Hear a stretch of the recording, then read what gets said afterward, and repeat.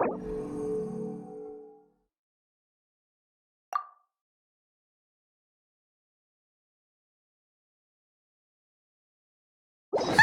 It's been a while since we visited Poisson. Maybe we should head over and have a look around.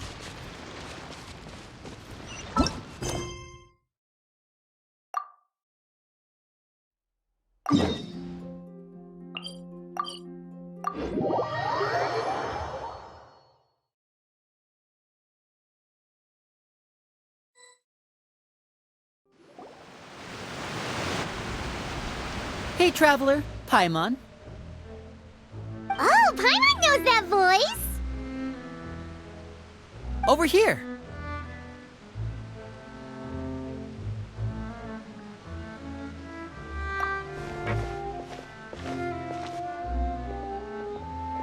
To borrow one of the more popular turns of phrase at the moment, this appears to be quite the fated reunion. Running into you two out of the blue like this has really made my day. I certainly wasn't expecting it. You can say that again. What brings you to Poisson? Wait, Paimon's got it! You must be here for one of your magic shows, right? Actually, we've run into a bit of trouble on the home front, so Father arranged for us to stay in Poisson for the time being. Oh, are Lynette and Fremine here too? Yep, along with most of the other members of the House of the Hearth. You may have noticed Poisson seems a bit more crowded than usual. So you're saying nearly the entire organization has moved to Poisson? Sounds like you've run into way more than just a bit of trouble. What's really going on?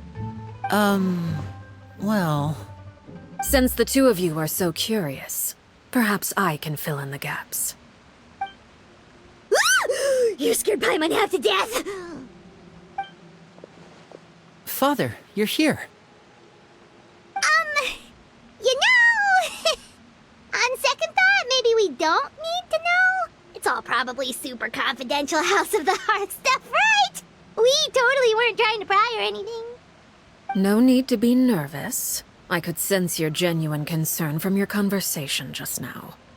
Of course, I can also understand your confusion. Sending so many Fatui here to Poisson, it's only natural that some might suspect an ulterior motive to be involved. I understand. I'm well aware you've had your fair share of confrontations with the Fatui in the past, and I can't exactly guarantee that we'll remain on good terms in the future. As for right now, however, I would say we have little reason to be at odds, wouldn't you agree? The House of the Hearth could stand to be more open with those who have worked so closely with us in the past. As for the issue at hand, well, it hardly relates to any ulterior motive. To be frank, it all stems from a certain rumor circulating around the House of the Hearth. It's an internal matter. What sort of rumor? A rumor that a certain phantom child is hiding away in the House of the Hearth. A phantom child? Ooh, just hearing the name is giving Paimon the creeps. A spirit that should have long ceased to exist is lurking in the shadows of the House of the Hearth. So I decided to bring the children to Poisson before continuing to investigate the situation. I expect I should be able to track down the spirit fairly quickly. After that, it's just a matter of resolving the situation, if you will. It shouldn't be much trouble at all. If you're curious, or if you still have some concerns, it might be advisable to stick around for a few days. I'm sure the children would be exceedingly pleased to welcome some visitors. Lenny, I'll leave you to entertain our guests. I have some matters to attend to. Of course, Father.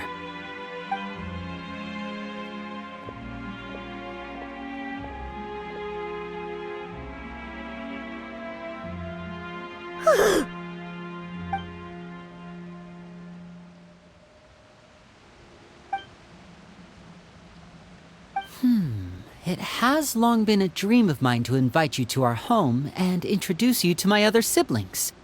You're quite well known in the organization already. A lot of people have been talking about you, especially after everything with the prophecy. If you're willing, why don't you stay a while and have a little chat with us? Alright.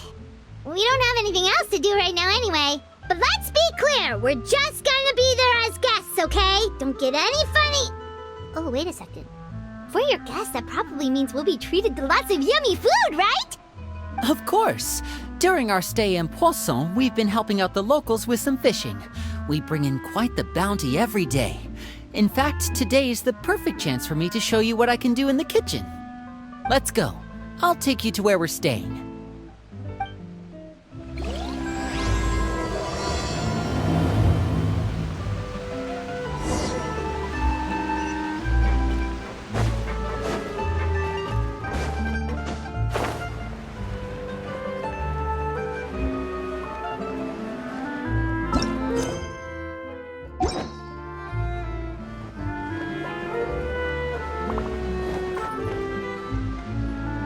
We rented this house from one of the locals to use as a temporary base. I'll come back later and tidy up a bit. After that, it should be all ready for you to stay in tonight.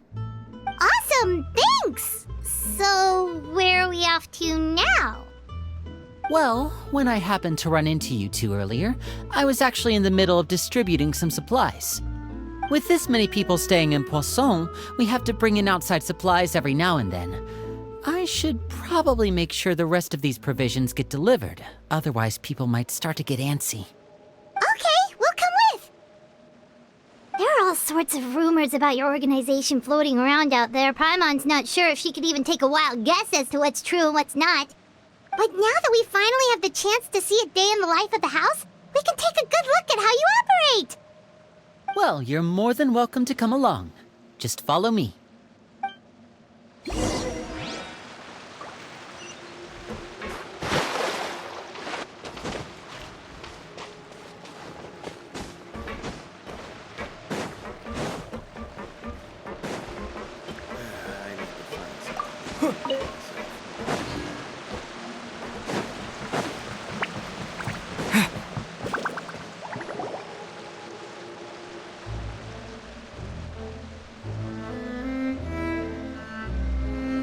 Linny!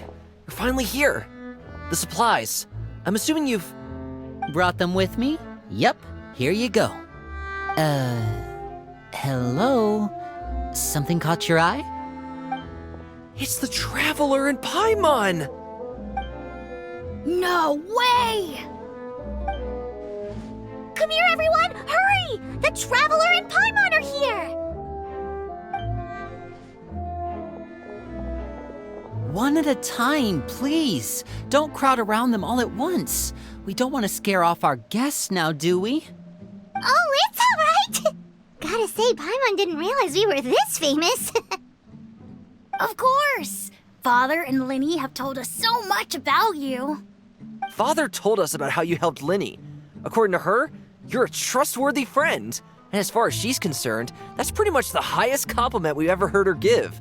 As you can imagine, everyone's been very curious about you.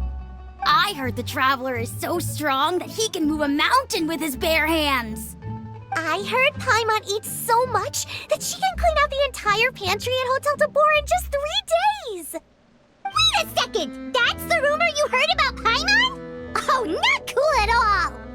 Oh, wait! When guests visit, you're supposed to give them gifts and stuff, right? Oh, we don't need something like that. Besides, we don't have anything to give to you! Come on, we insist! I can give you some of my new potions. Just pick your poison. And by that, I mean medicine or actual poison. I've got both. Huh? Or maybe Shaplo can teach you guys about stealth! He's super good at it! He's never been caught. Ah, now that's not a bad idea. I know you usually prefer to fight head-on, but it never hurts to expand your bag of tricks, right? When it comes to eliminating your enemies, staying quiet can go a long way. Trust me, I would know.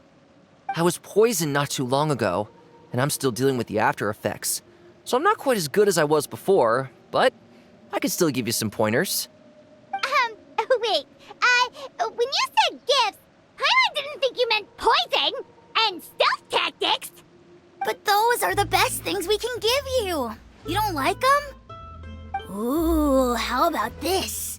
Tell me the name of someone who really annoys you, and we'll teach him a lesson for you. All right, Fold, Selwar. I think that's enough suggestions for now.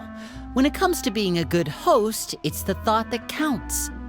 You don't need a physical gift to make our guests happy. In fact, pestering them with suggestion after suggestion might make them more annoyed than anything. I would say your enthusiasm has certainly gotten across. Really? Awesome! It's been so long since we've had guests to play with. If there's anything you need, just let us know. Yeah, especially if it's poison or something. I've got all sorts of potions for that. Well, we'll talk to you all later. We've still got supplies to distribute. All right, see you later.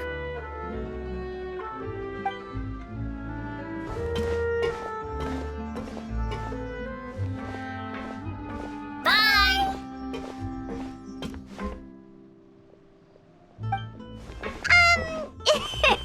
Lenny, about all that poison and stealth tactics talk just now. Scared you, did it? That kind of talk comes with being part of the House of the Hearth. When Foltz was really young, he strangled all of his family pets, just out of curiosity. He was labeled a dangerous problem child and was abandoned by his family. Elwar has an unnatural obsession with potions. Father has forbidden her from trying all the different concoctions she comes up with, but she still tries to test them in secret. You really have to keep an eye on that one. Chaplot is around my age. While I'm mainly responsible for collecting intelligence, he handles surveillance. He's very passionate about his work and has no reservations about taking on some very difficult missions. I know you two probably aren't used to that kind of talk, but I can promise you they only had the best of intentions. Things like stealth tactics and developing different poisons, they really mean a lot to them. They were just trying to share the best of what they could offer, that's all.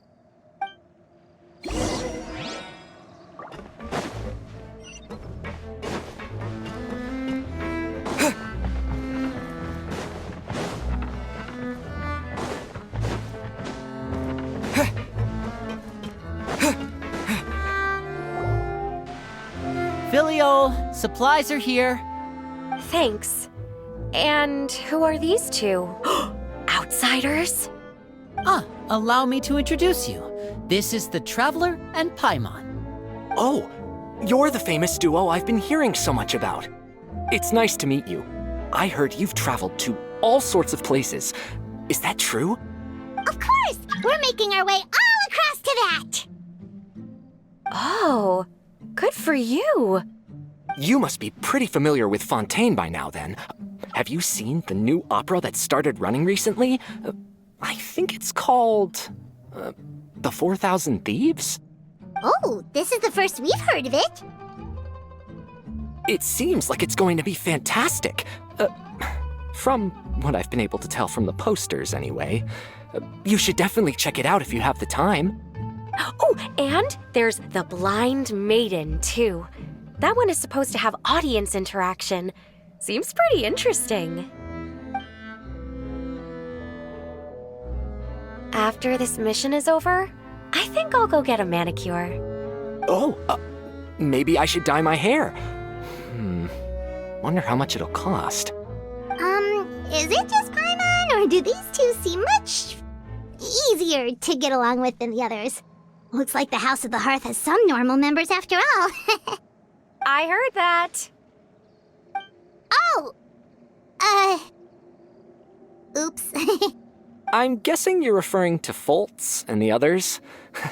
Yeah, we're definitely not all like them. I bet those crazies are practically foaming at the mouth right now. I'm sure they just can't wait to get back to Snezhnaya to carry out the plan. That's enough, Filial.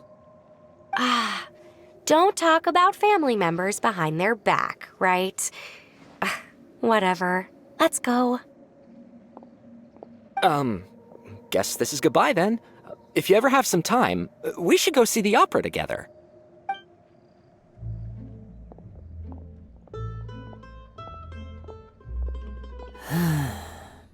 Well, that's it for the supplies.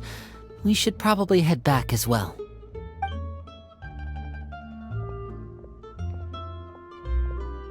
Well, they didn't seem too happy with each other. Seems like there could be something more going on here. You're right. We're only here as guests after all. Oh, Linny's getting super far ahead. Come on, let's catch up.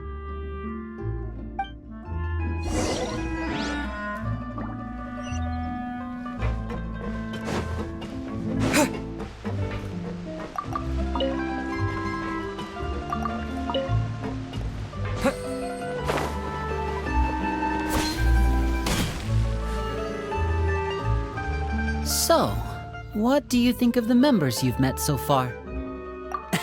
Well, Father is always encouraging us to be strong-willed and independent.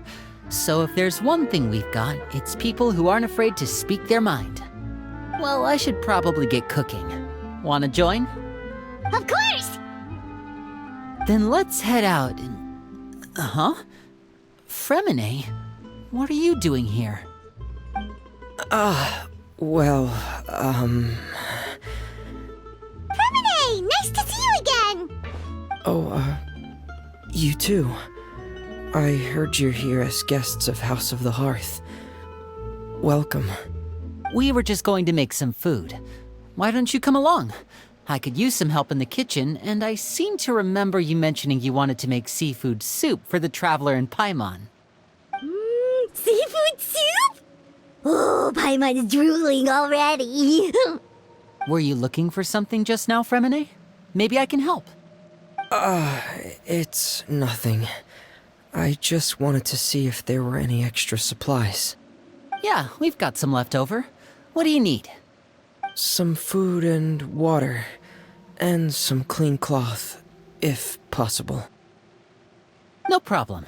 Give me a second here. Food, water... Wait a minute. What do you need all of those for?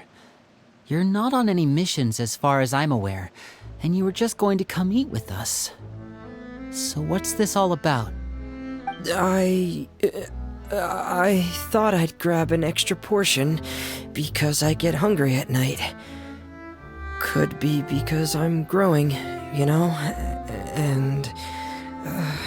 Fremine, you remember what I told you? You're not like me. Your lying skills still need some work. Tell me what's going on. Is it really bad enough that you have to keep it from your own brother? Maybe it'll be better if we gave them some space.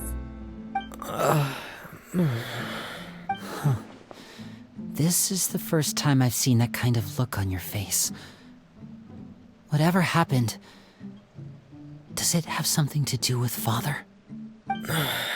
Yes. Just follow me.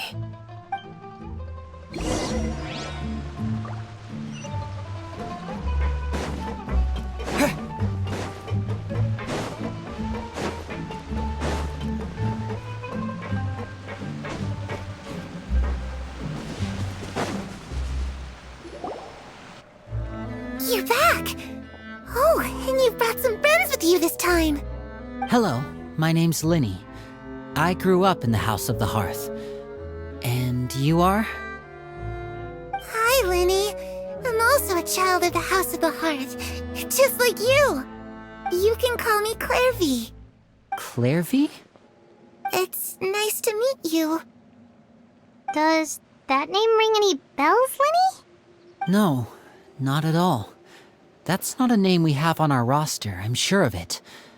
What I'm not sure of, though, is how she managed to sneak in. She must be the phantom child Father's been searching for. From the looks of it, I'm guessing you were the one that found her, Fremine. You, haven't told Father, have you? No, I haven't told anyone. I've just been keeping her hidden. For how long? About half a month now. So ever since we got to Poisson, then. Do you have any idea what you're doing? I know what I'm doing. Really? 'Cause from where I'm standing, it looks like you're hiding the very person Father has been trying to find. If Father finds out about this, everyone involved is going to be punished. You know the rules of the house, Fremine. I know you do. Father doesn't tolerate any form of betrayal. So why are you doing this? I've thought it through. And I just can't hand her over like that. Linny, don't you remember last year? Sheplo nearly died after getting poisoned during that one mission. He wasn't able to get back before the poison started taking effect, and not a single person was there to help him. That night, while I was sleeping, I heard a voice telling me to go save him. I opened my eyes, but I couldn't find the source of the voice. I thought maybe I was just hearing things, but I went to look for him anyway. Luckily, I got there with enough time to save his life. That feeling of being haunted, of hearing voices, it's happened many times in the House of the Hearth. I'm sure you've noticed. So what you're saying is, that was her? She was the one who spoke to you that night? Unless there are other spirits roaming around the House of the Hearth, I don't think there's any other possibility. If Clairvy were our enemy, it wouldn't matter whether she was a spirit or an actual child. I would have acted without a second thought, because that's what Father ordered us to do. But she's been living with us, helping us from the shadows all this time. I think that makes her family. I couldn't just hand her over to be dealt with. Not when there's so much we still don't know. So what's your plan then? You can't keep her here forever. Someone is bound to find out eventually. I haven't thought that far yet. I don't want to disobey an order from Father, but I also don't want to put Clairvy in danger. Come with me. There are a couple things I'd like to say to you in private.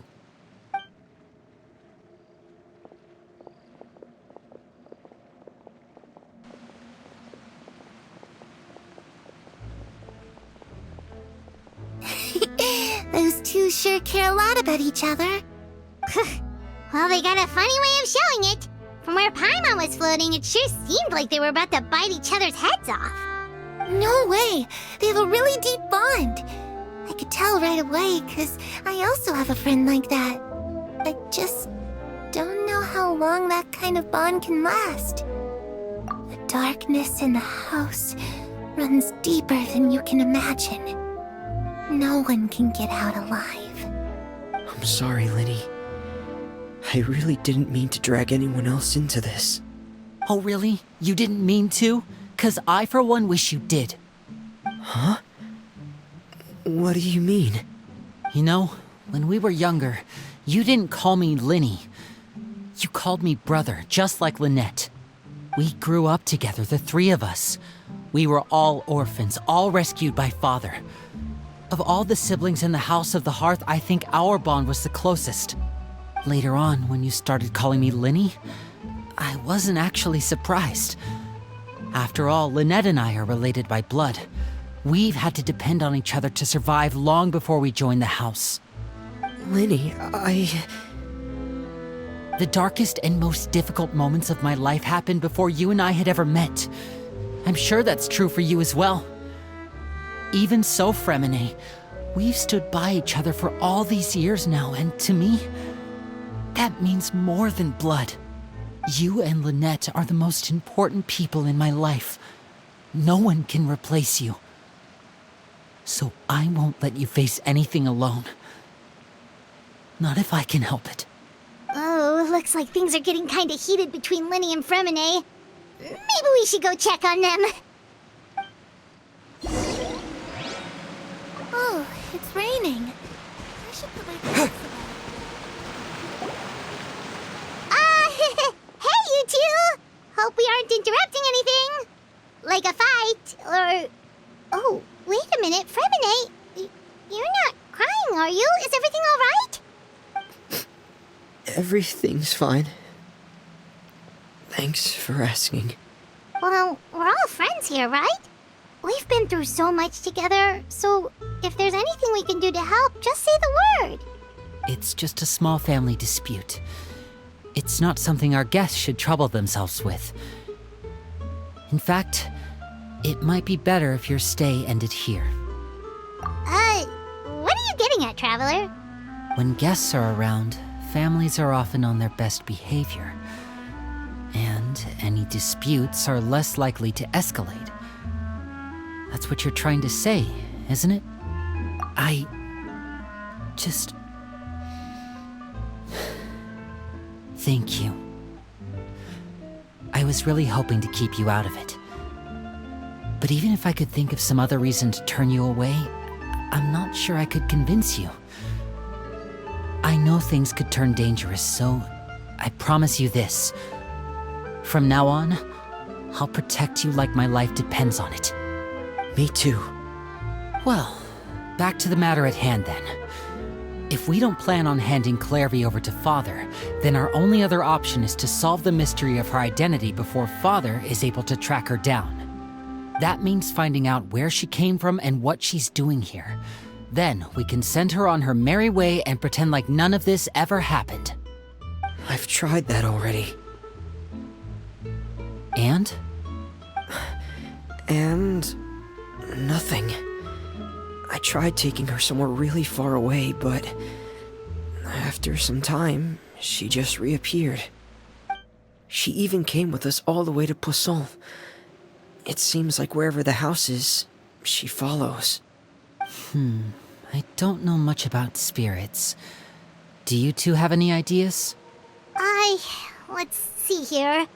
Paimon remembers hearing something like, if you fulfill a spirit's last wish before they died, they'll let go of whatever's keeping them here and return to the ley lines. Oh, it's just that Paimon doesn't really remember where she heard that, so it's not guaranteed to work or anything. Well, sounds like it's worth a shot. Guess that means we should go ask her about her wish. But first, Fremine, I need you to promise me something. What is it? I need you to promise me that this will stay between the two of us. We're the masterminds behind this whole thing. No one else gets involved. Can you do that for me? Of course. I promise. All right. Then let's seal the promise just like when we were kids. Fist bump on 3. Ready? 1, 2, 3. I swear.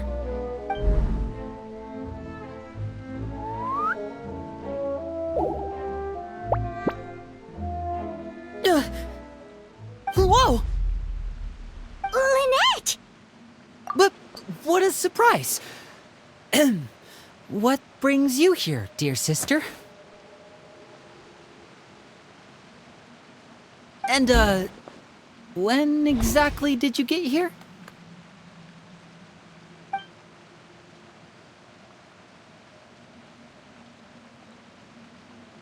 You're an idiot, brother. And you too, Fremine. You 3, Traveler. And you 4, Paimon. Wait, what did we do? I've seen Clairvy around the House of the Hearth before. I hadn't seen her in Poisson, so I figured she must not have come with us. But it turns out you were just hiding her. I heard you talking about your plan. Rather than steering clear of the situation, I'd rather fully join in.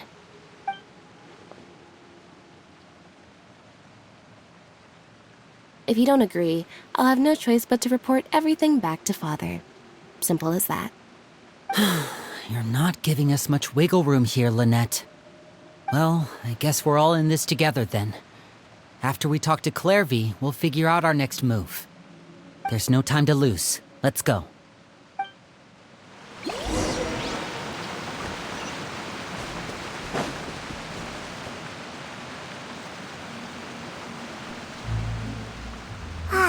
I'm full. Thank you for bringing me this food, you guys. She said she's full, but the food doesn't look like it's even been touched. That's right. Based on what I've been able to observe, it doesn't seem like Clairvy can interact with the physical world at all. Still, when she's presented with food, she'll always linger around it for a good little while. Maybe, in her mind, she really is eating those things. Does she know that she has already passed away? I've tried to ask her, but she didn't answer. My guess is that she's just as confused as we are. Or maybe she couldn't understand the question at all. Clairvy, if you've got some time, I'd like to ask you a few questions. Sure. Oh, another new friend. Hi, I'm Clairvy. Hello. Clairvy, how did you join the House of the Hearth? Huh? Isn't it the same for everybody? The knave brings you here and then you can't leave. It's just that your name, it's not on the roster. And I've never seen you before. The roster? Oh, I get it now. I think there might be some things you don't know about this place. The people in charge, they're not as nice as they look. They say they keep a roster, but it's not complete. There are a lot of people who aren't on it, and never will be. In this house, some people are family, and other people are just test subjects.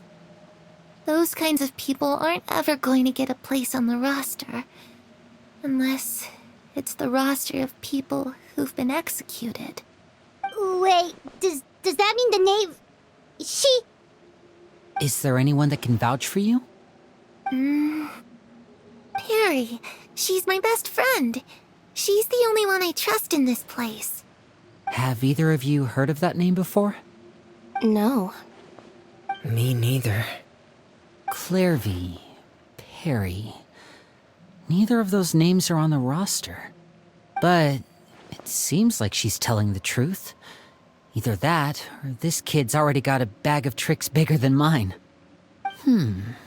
Maybe we should try a different approach. Clairvy, do you have a wish? A wish? It can be anything you want. Just imagine. It's your birthday, you're blowing out the candles, and your wish is...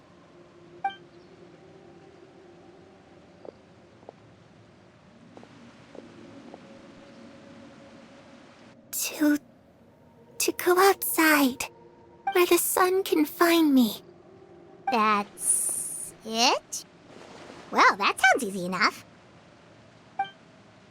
The darkness in the house runs deeper than you can imagine. No one can get out alive.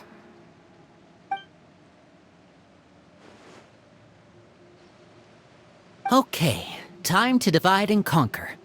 Listen up. I've got a plan. I'll try and find a way to use basic illusory magic to take Clairvy outside and bring her somewhere with sunlight.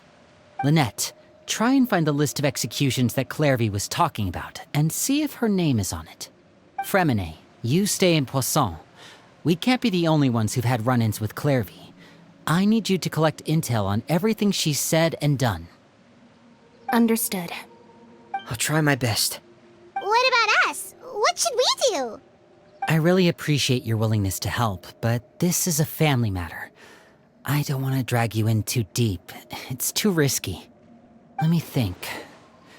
Since Father considers you to be guests, maybe you could stick by her side for a little while. You don't need to do anything except keep up some nice, casual conversation. Ah, Paimon gets it. You want us to distract her. I'll give you a magic bird.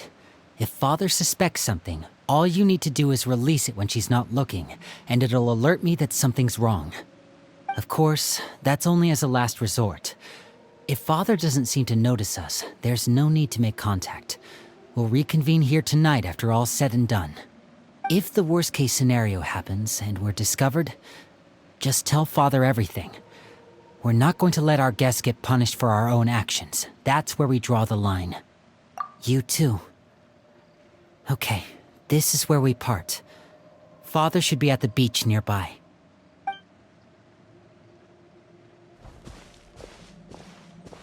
I really hope this goes well. No, it has to go well. That's the only way this can get resolved.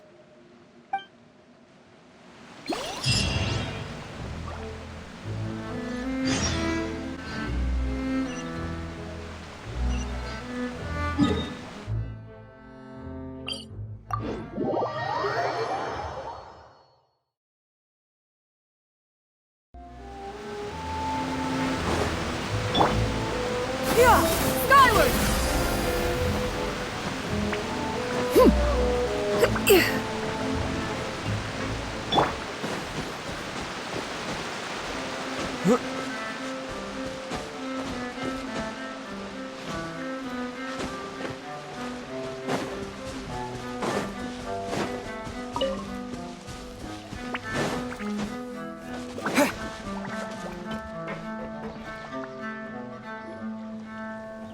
It's the knave and child.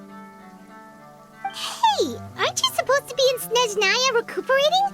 What are you still doing in Fontaine? Oh, it's you two. I didn't expect to run into you here. I was unconscious for quite a while after the fight in the Primordial Sea. After I woke up, I realized I was being taken back to Snezhnaya, and well, I couldn't have that now, could I? Not when I've still got unfinished business here in Fontaine. So, I mustered up all my strength and made the journey back on my own. What sort of unfinished business are we talking here?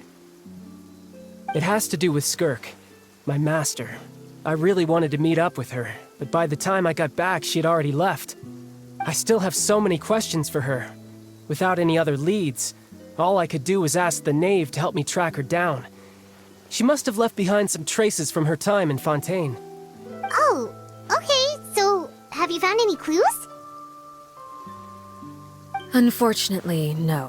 While the House of the Hearth is adept at collecting all manner of intelligence, certain existences can still manage to escape our purview. Basically, unless Master feels there's a need to meet with me, she's not going to be found. But that problem has an easy fix. I just need to become stronger, and then... Paimon thinks you should focus on getting better first. The worst of it is over. It's all thanks to that one kid from the House of the Hearth. Elwar, I think her name was. She gave me a bunch of random potions to drink. They didn't go down easy, let me tell you. Pain and chills all over. But they really did help speed up my recovery. And that's good, because it looks like I really do have to head back this time. The old man's been putting the pressure on me. He sent someone to tell me I'm needed for some sort of project. Project Stuja? Yeah, that's the one. I heard Regrader's involved too. I'm not looking forward to having to listen to all his monologuing, that's for sure. Hey, maybe you could think of a way for me to stay in Fontaine for a little longer. Helping Linny and the others brush up on their fighting skills would be far more interesting. If you and I could spar, that would be even better. I've been waiting for a chance to see you go all out. And what a sweet little daydream that is. But I also have a role to play in all this. I'll be leaving Fontaine shortly as well. Besides, considering how little they see fit to step outside the homeland, being called on to return to Snezhnaya by such illustrious dignitaries, what a great honor. Wouldn't you agree? One I could do without, I'd say. Is it just Paimon? Or does it kind of seem like they're... So, dear guests of the House of the Hearth, to what do I owe the visit?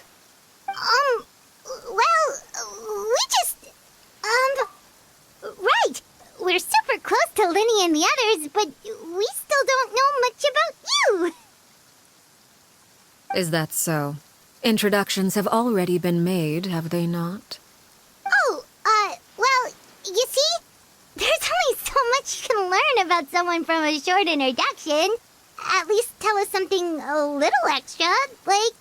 Why do you call yourself father? Good question. I'd also like to know. The fact that you have to ask tells me our intelligence work has been quite successful. Telling you the answer to that question would only serve to undermine that success. And we can't have that, now can we? Spoken like a true diplomat. That was some expert sidestepping right there. Well, if there's nothing else, I think I'll take my leave. I still have a small matter to resolve at home. Wait, don't go!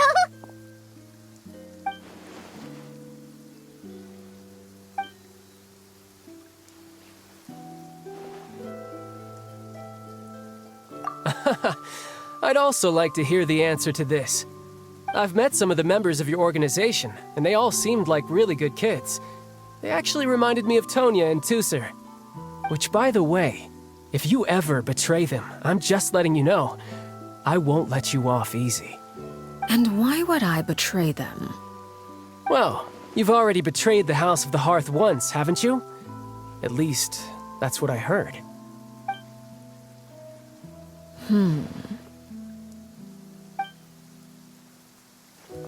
Okay, I admit. That's just what the old man told me. The rooster, I mean.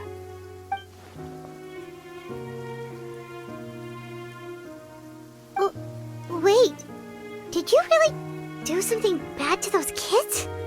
Never mind what I've done. I'm more curious as to what the mighty rooster had to say. Care to enlighten me? Well, nothing much. Just some stuff about you taking out many other members of the House of the Hearth, and even going so far to attack your own family. I see. Oh, based on your reaction, I'm guessing it's all a bunch of lies. Hardly. I don't appreciate his particular turns of phrase, but I suppose he didn't say anything untrue. Although, it would be more accurate to say that there is a certain level of prejudice involved, but I don't intend to clear that up just yet. Prejudice has a funny way of concealing the real truth behind certain things, an attribute that I find to be quite advantageous.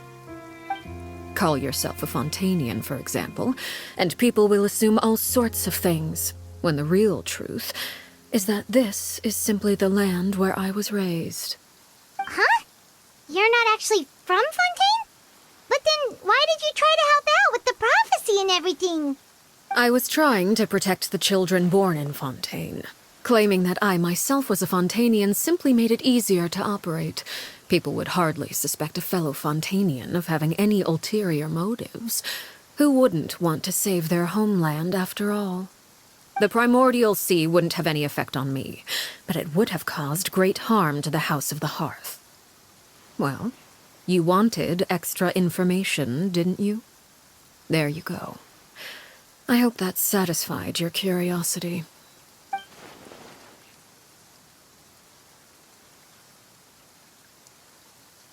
So, you stayed in Fontaine for the kids. I guess I was wrong to believe you'd betray them. Apologies. Looks like I was holding on to some prejudices myself. Good. Like I said, I like it when others have misconceptions of me. Actually, while I was recuperating at the House of the Hearth, there was something else that really caught my attention. I heard that members always resolve disputes and arguments with a friendly spar, and the loser has to back down. Seems pretty cool if you ask me. Would also give them plenty of opportunities to hone their skills. Well, that's only a recent development. In the past, such spars weren't nearly so friendly. The losing party would lose everything, including their life. They were that high stakes? Whew, at least that's not a thing anymore. Well, the current atmosphere's not half bad. I'm a bit jealous, actually. You've got so many family members around you, and you even get to live with them. Having a lot of family around means dealing with a considerable amount of bickering and scheming. Once Tonya and Tusser enter their rebellious phase, I'm sure you'll understand. Just imagine. Tusser becomes obsessed with plucking out strands from the rooster's mustache, or Tonya decides to dye her hair 42 different colors. Okay. I get the picture.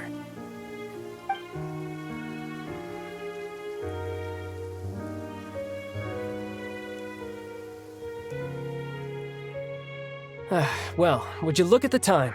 I should probably get going. Traveler, Paimon, I'm not sure where our paths will cross next, but the next time we run into each other, we should definitely try and find some time to spar. Again, maybe this is a conversation we can have when you look less like you're gonna kill over. All right. Well, thanks for everything, Arlecchino. No thanks necessary. You also played a part in obtaining the Gnosis. I would say we can call ourselves even. I like the sound of that. Well, I'm off. See you all some other time. We should probably get going too. Do you want to head back with us? Oh? You want me to leave so soon? Oh, well, you see, I'm rather enjoying the evening breeze. If you don't mind, I think I'll stick around for a bit. I have some things to think about. Apologies for not attending to you like a proper host. Please forgive this slight. I do hope you'll have a pleasant stay. We managed to keep her distracted until nightfall. Good thing Child was there to keep the conversation going. You don't think she suspected anything, do you? Oh, I wonder if Liddy ran into any issues. Let's hurry back and see how everything went.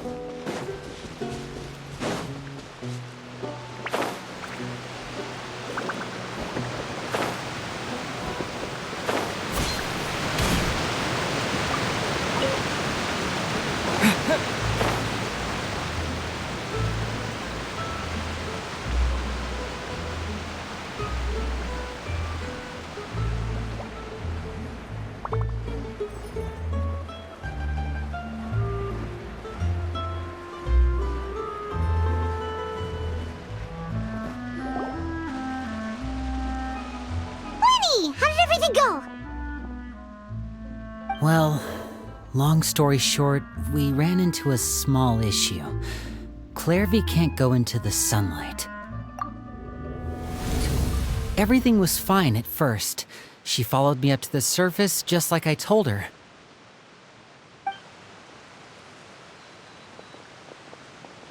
But as I led her out of the shadows and into the sunlight, she vanished. I turned around and there she was, standing at the edge of the shadows, silently watching me. Huh. Maybe she's afraid of sunlight, or... No, it wouldn't be her wish if that were the case. Well, we could always try pushing her into it. Oh, true. I've pretty much tried it all already. Nothing worked. Eventually, the sun went down, so all I could do was bring her back here. How did it go with you, Lynette? Good. I've got the list. It's right here. Really? Well, what are we waiting for? Let's take a look!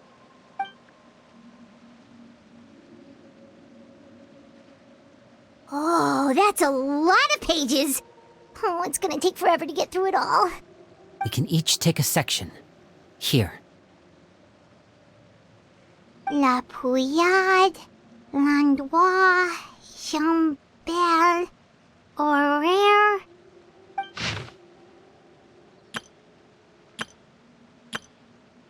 Oh, yikes.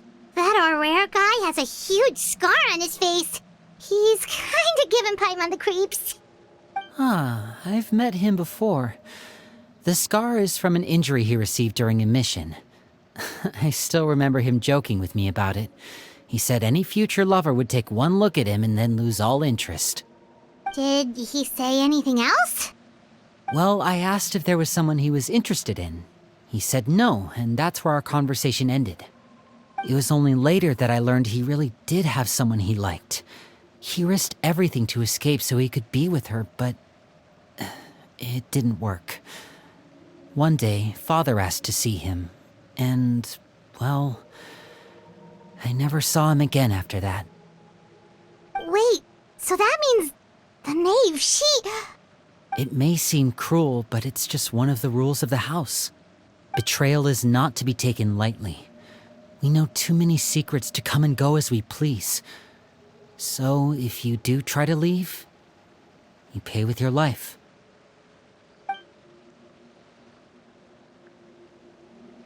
Her name's not here, huh? Well, that's not too surprising. It doesn't seem like this list is complete. It only contains records dating back around 5 years. Let's shift our attention then. Fremine, were you able to find anything out? Fremine. Sorry. I was thinking about something. I managed to talk to quite a few people, but I couldn't help but notice that the atmosphere in the house was a little... strange. strange. Yeah, I mean, I know there have been arguments in the past. Times when people haven't gotten along. Chaplot and Filial are a good example of that. Oh, those are two of the people that we met while delivering supplies. Paimon can see how they might not get along. They had very different vibes, and their, interests seem to be pretty different as well. That's to be expected, actually. Father brought us all here, shared her knowledge with us, taught us how to fight. That's one thing we all share. But that's also where the similarities end. Not all of us feel the same desire to stay here. As members of the House of the Hearth, we're also considered part of the Fatui. And to a lot of people, that's an identity they never asked for. Certain members get older and realize they want something else for themselves. But considering the rules of the House, most people would never say that out loud. People like Chaplot and Foltz are loyal to Father and her vision. They're proud to be part of the Fatui. Filial and Nantoy, on the other hand, well, they aren't quite as enthusiastic. These kinds of conflicts have always been there. It's not like Father is in the dark about any of this. Well, that's true. But it just feels like things have gotten worse lately. Filial and the others, it seemed like they were meeting in secret to talk about something. I can't say for sure, but I think they've met Clairvy. You think she's been inciting them to act out? No, not exactly. But I wouldn't be surprised if she said something to them about the darkness in the house and how deep it runs. She's told me about it before. Experiments being run on children. People being used as pawns on the battlefield without so much as the strength to survive. And they just believed all that? Without any evidence? Clairvy's words probably gave them the excuse they were looking for. Whether they actually believe them to be true is secondary. This is all because of Project Stuja, isn't it? Whoa. Hold on a second. What's this Project Stuja all about, huh? This is the second time it's come up now. Sorry, but I'm not sure of the details either. I only know what Father has told us, which is that it's something the Rooster and Regrader have been working on together. Apparently, it has to do with the Fatui's strategic plan for the future. Because the House of the Hearth was so successful in obtaining the Gnosis, we now have the honor of playing a key role in Project Stuja. Wait, but isn't that a good thing? Key role is just another way of saying dangerous role. To us, the whole thing is an inconvenience. Father thinks so too, but she's in no position to refuse. Their plan isn't exactly unreasonable, and they've been funneling the house a lot of funding. It's just that we'll lose a lot of members in the process. Participating in the plan, it's an honor in name only. What they're really trying to do is subdue us. The existence of an intelligence organization outside their control makes them feel uneasy.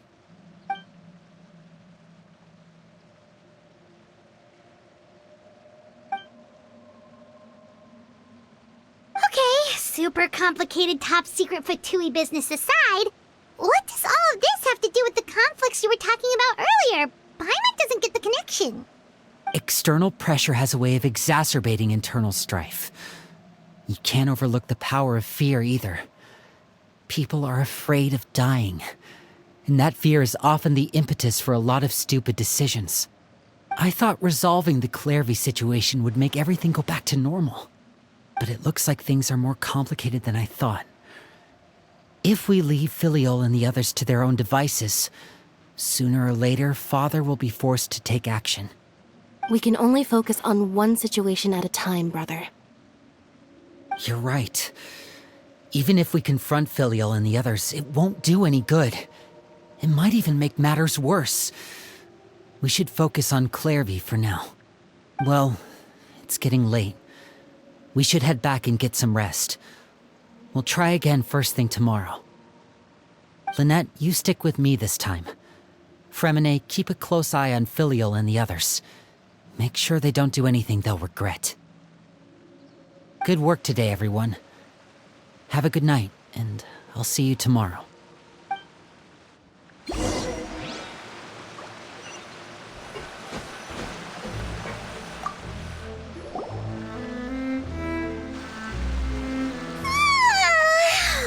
I'm always looking forward to an early night, but she can't sleep at all. Hey, you don't think the knave will be too angry with Linny and everyone if she finds out about all this, do you? She's even scary when she smiles. If she were to actually get angry... Ooh, you have to protect Paimon if that happens, okay, Traveler? Trust is ever, Traveler. Look! Look over there! Quick! Let's catch up with her before anyone sees!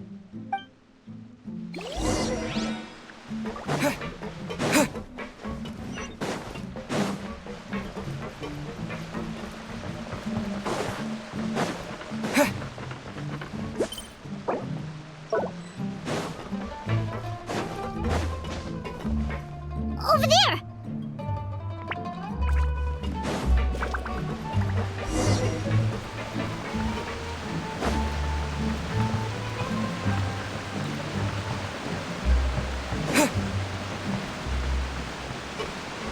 Oh, where is she going?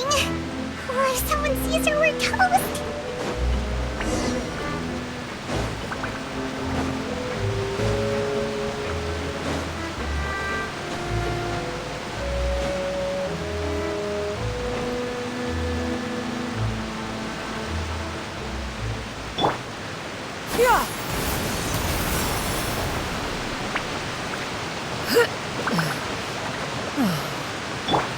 Oh, look!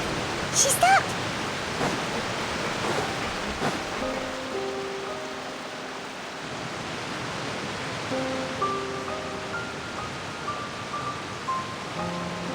Clearly! Shh! I opened the window while no one was looking. Look how pretty the outside is. If only I could have more than this. You probably think I'm being silly, huh? All this hopeless resisting? It's better to dream of what I could have than try to make it a reality, right? Please, help us get on the same page here, Clary. We need you to tell us what you know. Can you do that? Sure. Although, after you hear all this, I think you might regret that decision. Everyone in this family is nothing more than a tool, something to be used and exploited. We're all expendable, including me. As long as you're useful, you get to stick around. Lose your value, and you're handed over to the doctor, experimented on, and given a fate worse than death. I've seen it happen again and again, and I've had enough. You're saying the knave did all that? It's just, that doesn't seem like something she would do. She's scary and all, but it seems like even she has lines she wouldn't cross. I knew you wouldn't believe me. Everyone thinks she's a good person. They all think of her like a real mother. Mother? But she doesn't deserve that title. She's disgraced it and tarnished it. And if I had things my way, I'd never see her again. If only Perry were here, she'd understand. Perry? There's that name again. Also, Paimon's getting a strange feeling. It almost feels like she's not really here with us. Paimon can't tell if she's actually talking to us or if she's mistaken us for someone else. Well, in any case, it seems like she really needs someone to talk to. We should keep her company for a little longer. She looks so young. But it seems like she's been through a lot. It's getting windy. I should close the window. Ooh, look at the moon. Isn't it pretty? Hey, wanna hear a secret? I heard that if you look up at the night sky in Snezhnaya, you can see the aurora. It's supposed to be super pretty. Even prettier than the moon tonight. Perry and I promised each other that once we're older, we're gonna go see it together. But I can't find her. I'm worried she's also been... No, that wouldn't happen to her. She's special. Mother likes her a lot. I should really go talk to Mother, but we just fought. She doesn't want to see me, and I'm too scared to face her. What should I do?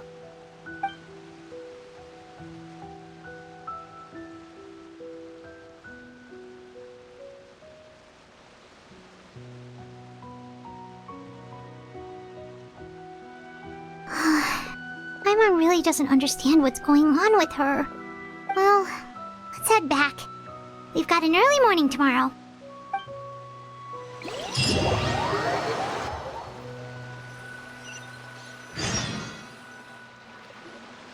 All right, looks like we're all here. Let's go ahead with the plan. Oh? What is it? What makes you ask that? Well, we kinda ran into Clairvy last night, and that's what she told us. We met the doctor back in Sumeru. He's super dangerous, and he's done all sorts of bad things. It's possible that Father and the Doctor have had certain dealings, but I don't think Father would work with him. We're not really on the same side, so there's not a lot of trust between them. That doesn't exactly set the stage for a successful partnership. I did hear, though, that when Father first became a Harbinger, the Doctor offered to work with the House of the Hearth. Father rejected most of his proposals, except for one. It had to do with some sort of secret experiment. Secret experiment?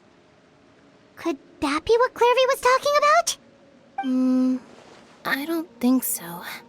I don't know any details about the experiment itself, but I do know it's an entirely independent operation. The Doctor only proposed a direction for the research. That was the extent of his involvement. I still don't think that counts as working together. The details of the experiment are confidential, but complete records are kept on all participants. That doesn't seem to be the case with the situation Clairvy referred to. I know you don't agree with some of the Fatui's methods, and I'm not asking you to. But I am asking you to trust us on this. The House of the Hearth has its own principles. There are certain lines we're not willing to cross. Alright, that's good to hear at least. Clairvy seems to think the Knave and the Doctor worked together to do something horrible. If that turned out to be true, Paimon doesn't know how he would even face you guys. It's just that it doesn't seem like Clairvy is lying either. The easiest thing to do would be just ask the Knave directly, but Paimon doesn't think she'd tell us. Father didn't come back last night. She's probably still near the shore. We'll be counting on you to distract her. Lynette, you're with me. Fremine, you know what to do. Be on your guard, everyone. All right, let's get to it.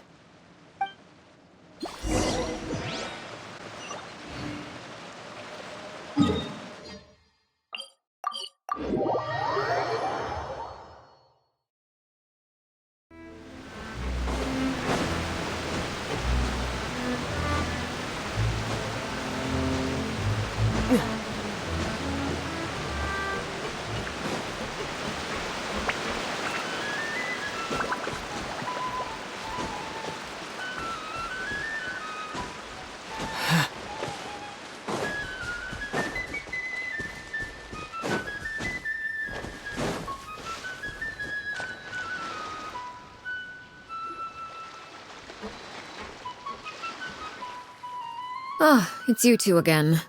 I must say, you look a bit pale. Did you have trouble sleeping last night? A little. Perhaps if you had less on your mind, you'd be able to absolve yourself of such troubles. So what are you planning to do now? Catch up on some sleep? Or should I give you some time to rack your brain for a topic to discuss before I ask any questions? Although I must profess to being curious.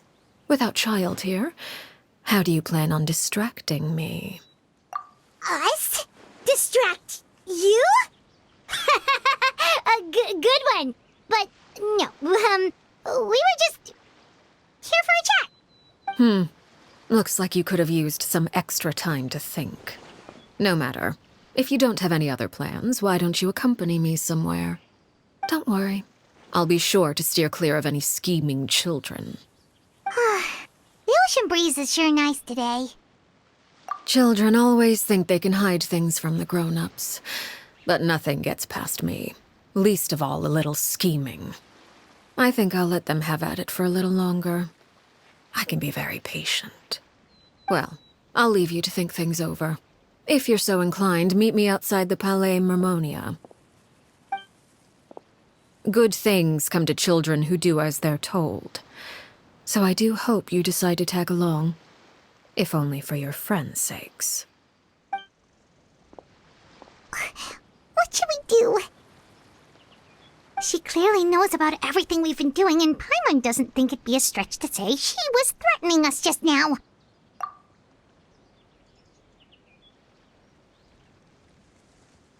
Oh, good idea. Hopefully he sees it in time. Well, we should probably head to the Palais Mermonia. Paimon doesn't want to find out what happens if we don't show up. Based on what the knave was saying just now, it sure didn't seem like it'd be anything good. Okay, then we probably shouldn't keep her waiting. It seems like Linny and the others are on thin ice, so let's do our best to not get them in any more trouble.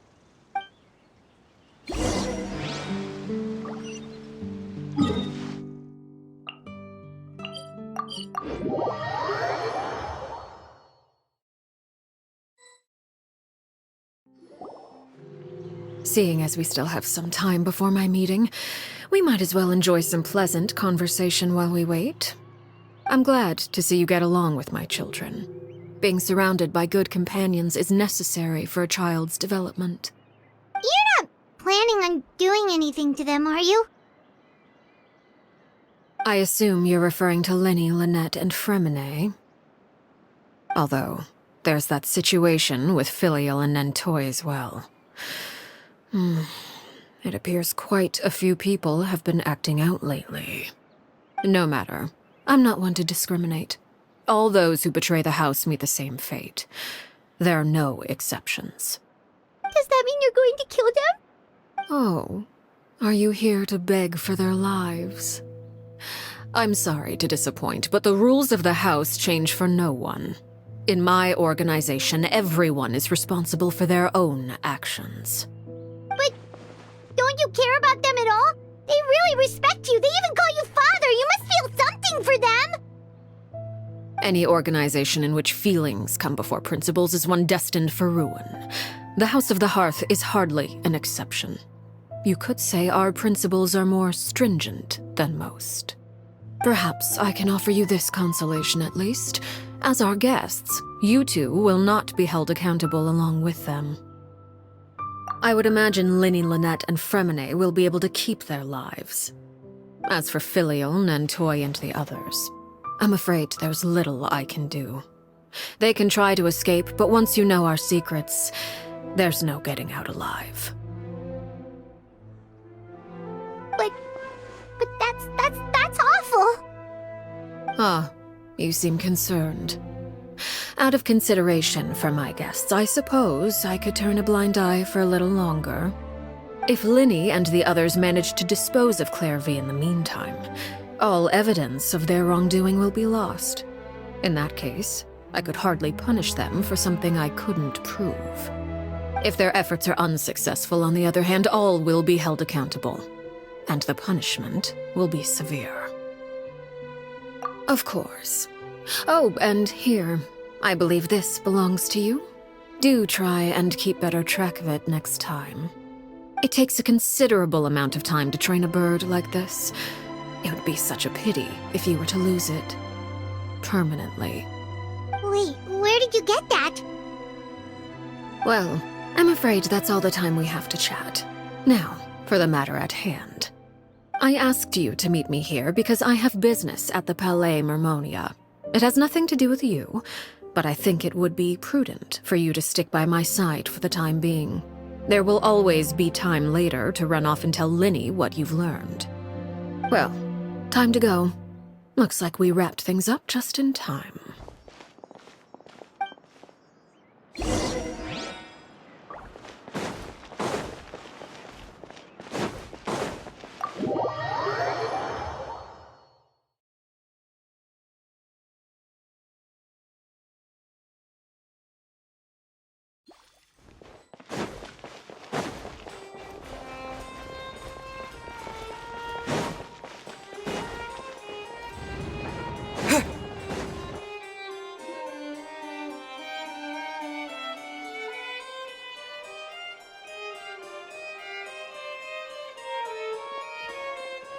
It's been a while, Monsieur Neuvillette.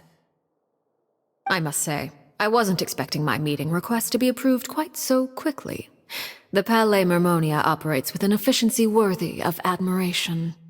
It is only right that an esteemed diplomat such as yourself should be afforded the proper level of respect. Although, if I may speak plainly, I must confess that I did not anticipate we would have the occasion to meet again after presenting you with the Gnosis. I see you've brought the Traveler and Paimon with you as well. If I may inquire as to the purpose of your visit. I'll be departing Fontaine shortly. There is, however, an outstanding matter that I would like to see resolved before I go. It requires a rather lengthy explanation, I'm afraid. So I took the liberty of explaining everything in this proposal. Please review it at your leisure, Monsieur Neuvillette.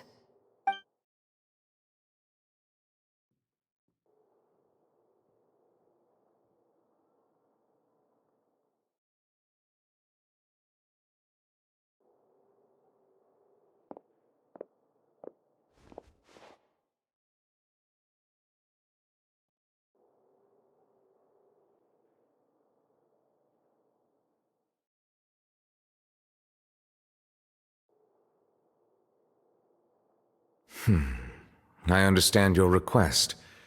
However, at the risk of causing offense, I must admit that I fail to see why you would wish for such a thing. I heard you have a certain fondness for water tasting, Monsieur Neuvillette, so allow me to use water as an analogy. A family is like a large body of water with countless rivers flowing in and out. As someone who watches over this system, I would hope that each river that flows from the source will eventually reach the ocean. Of course, objectively speaking, I know this is impossible. Most of the rivers will dry up along the way, disappearing into the ground and leaving nothing but a barren riverbed behind. Not all rivers are destined to reach the ocean, but I would not see their existence rendered meaningless. I believe the water that flows within them is simply meant for a different destination, like a field in need of irrigation. Or perhaps the glass of a certain water-tasting enthusiast. Did you get any of that, Traveler? Your words paint an optimistic picture indeed. Allow me to remind you, however, few among us are willing to sip from a glass filled with tainted water. It may have been tainted at one point in time, but not to worry. I'll make sure it's strained of all impurities and returned to its cleanest form. I seem to recall there being a transactional aspect to your proposal. Perhaps you could expound on that? If you accept my proposal, Monsieur Neuvillette, I will gradually withdraw my forces from Fontaine. And, unless absolutely necessary, I will no longer carry out any special missions within Fontaine. I presume I can take your words to mean that, in the future, cases similar to the Tartuffe assassination will cease to cross my desk? Tartuffe? Ah, that thief who embezzled funds from all those charities, you mean? My deepest condolences to his family, but without any evidence, I cannot imagine how the House of the Hearth might have been involved in his passing. Of course, if you accept my proposal, Monsieur Neuvillette, I'm sure certain measures could be taken to reduce the frequency of such troubles.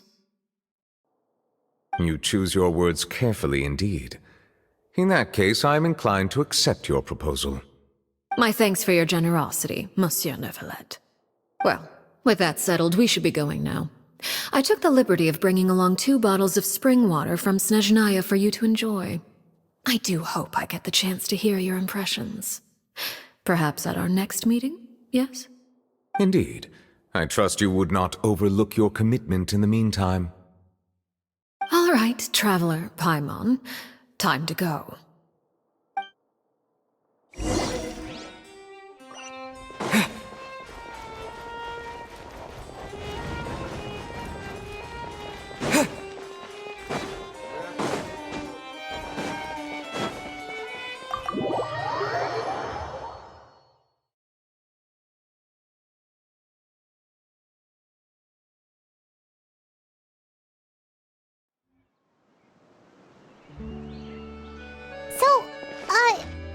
What exactly were you talking about back there? Paimon only heard you mention some rivers, a large body of water, and then some kind of irrigation scheme. You really want to know? I would imagine there might be more pressing concerns at the moment. Winnie, Paimon really hopes everything's going okay.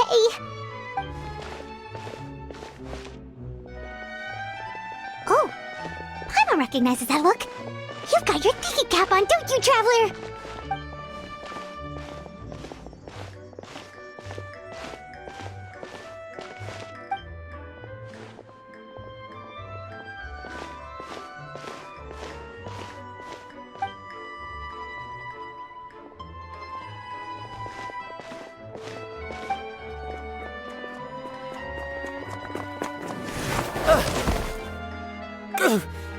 Oh, shoot. Are you alright? Oh, jeez, I'm so sorry. I was so focused on selling these papers, I wasn't looking where I was going. Well, let me make it up to you at least. Here, take this paper. On the house. Oh, you don't have to give us anything. Please, I want to. It's not like I'm short on supply. All the extras will be useless come tomorrow anyway. It's my fault, really. I was just trying to bring home some extra mora for the family, but I bit off more than I can chew. I haven't had many takers today, so I'm still swimming in papers. What's going on here? Nothing much. I just ran into your friend here on accident. I should probably get going, actually, so... Hold on. Of course, I'm happy to compensate you with mora, it's just... I don't have any on me at the moment. I'll take 3 papers. Here, your payment. Oh! Thank you for your patronage. May the Archons bless you with good fortune. If only I had the chance to run into such generous customers every day. I should probably just take on a smaller inventory though, right? I'm getting married soon, so sometimes it's hard to not get ahead of myself. Anyway, I should head out. Goodbye! Well, now that my affairs are settled, we should take the boat back to Poisson. We've even acquired some light reading to enjoy along the way. Actually, why don't we stick around for a little longer? Paimon just realized how hungry she is. She can't head back to Poisson on an empty stomach.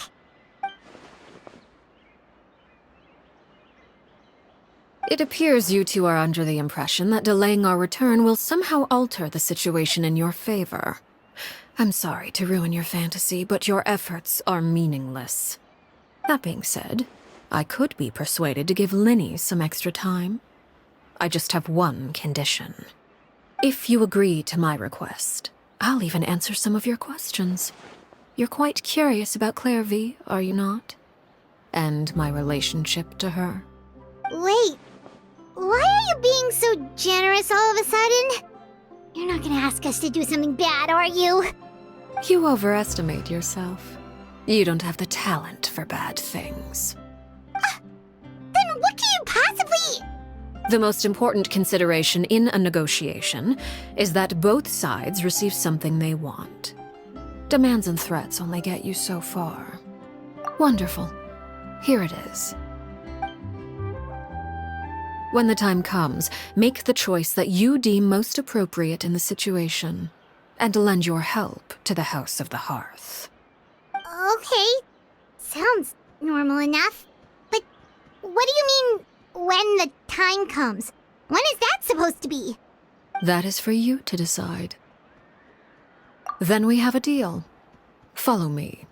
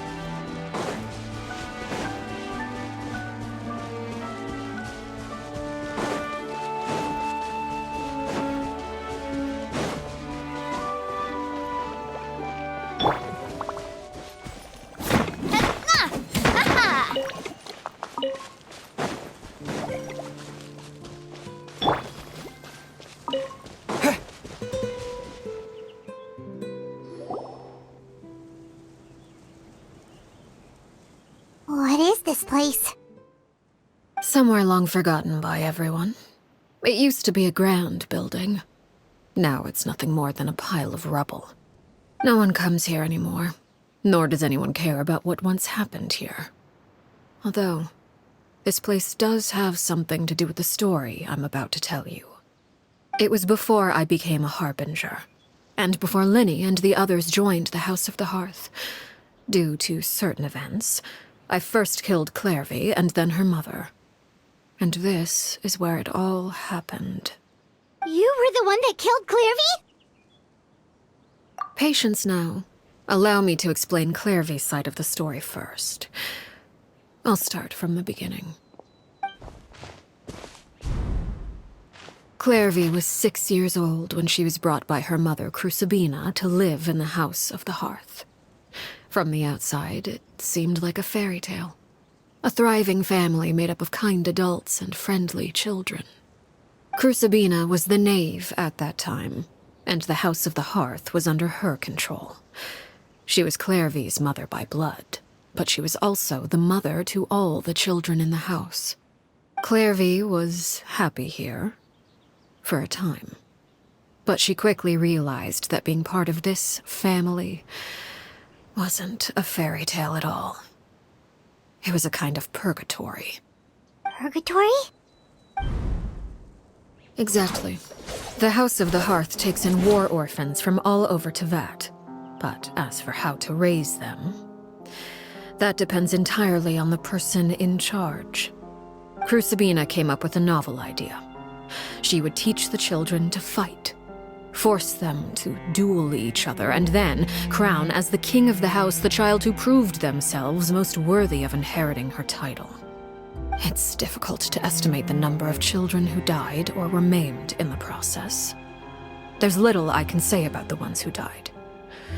The ones that emerged with permanent injuries, on the other hand, well, they still served a purpose. They would be handed over to the doctor to be experimented on, or sent away on dangerous missions. Nothing more than tools to be used and then discarded. So those were the experiments Clairvy was talking about. But what actually happened to her?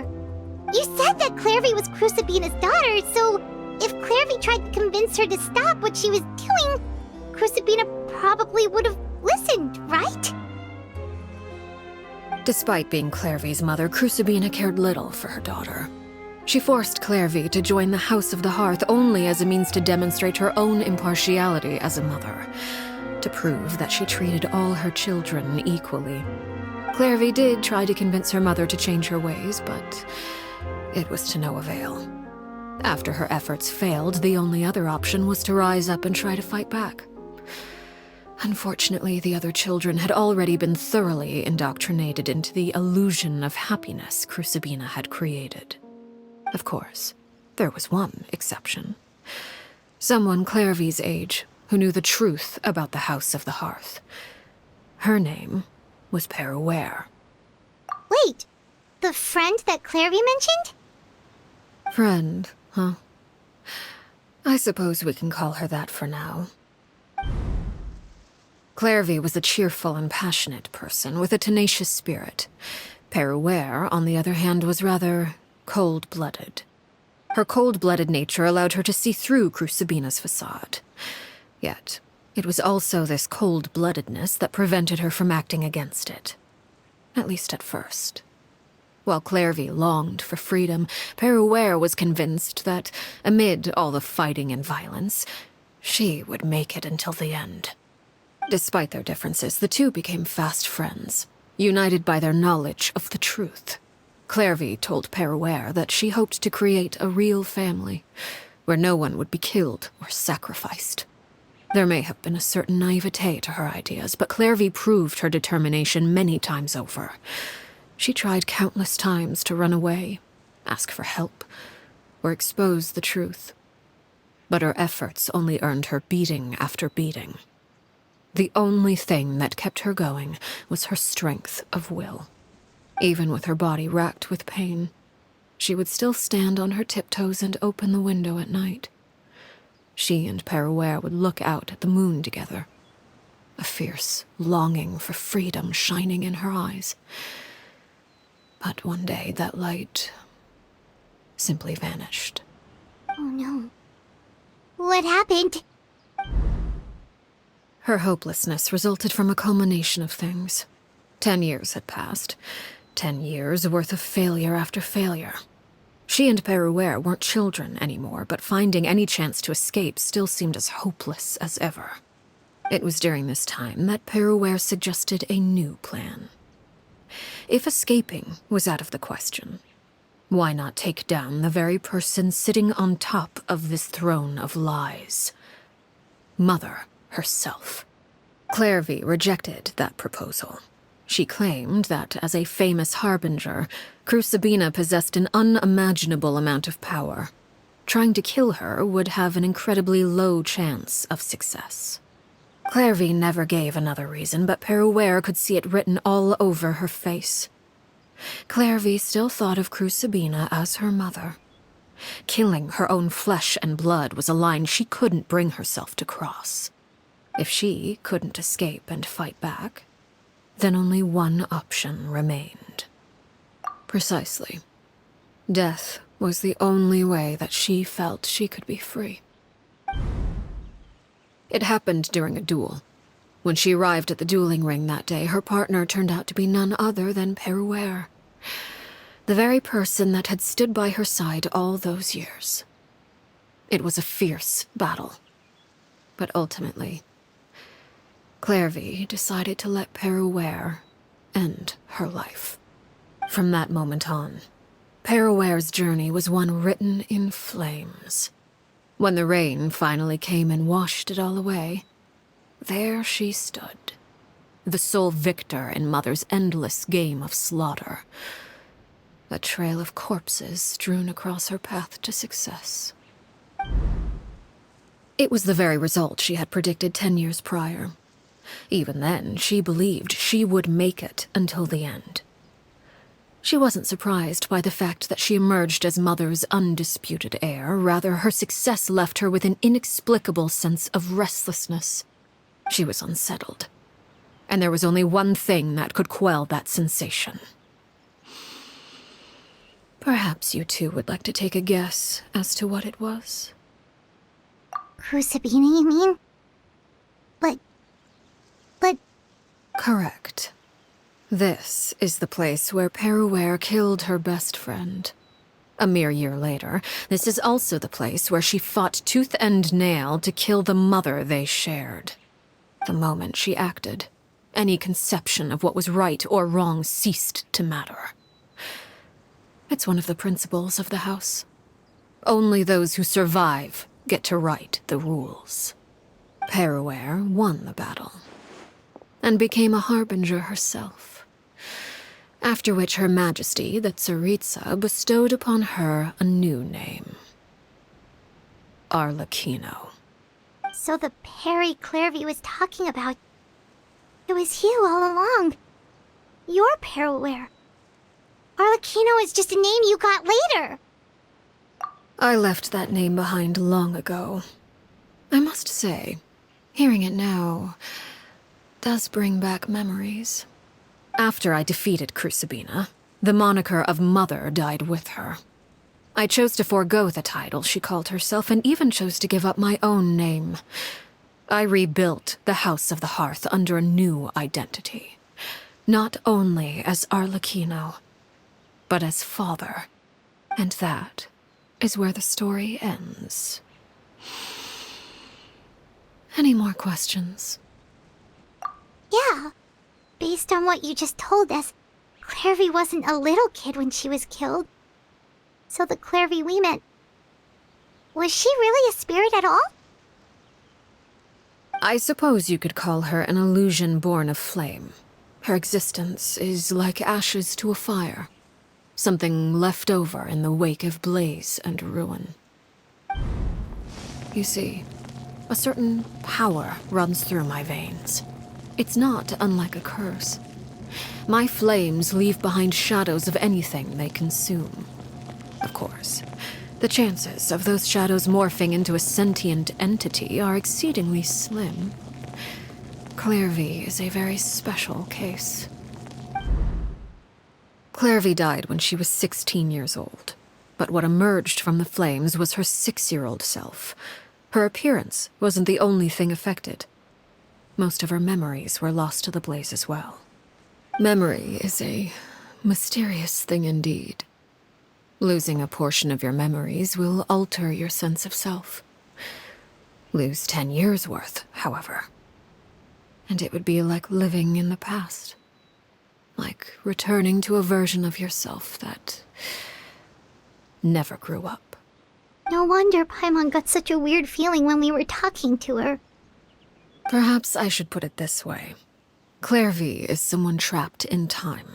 It may seem like she exists with us in the present, but she truly lives in the confines of her own past.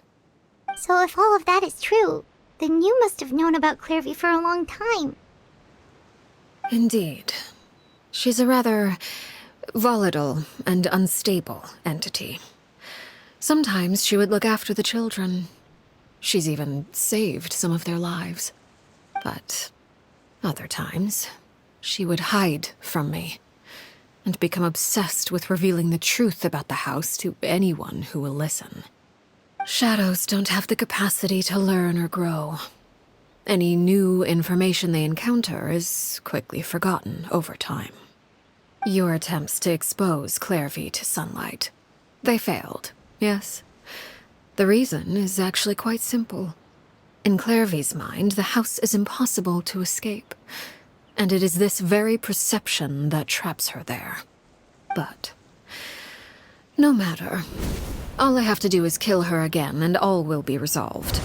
I don't anticipate so much as a single speck of ash will be left behind this time. Wait!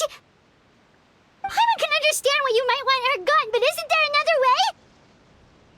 So what if she's trapped in her 6-year-old self? She's still your friend! At least talk to her first!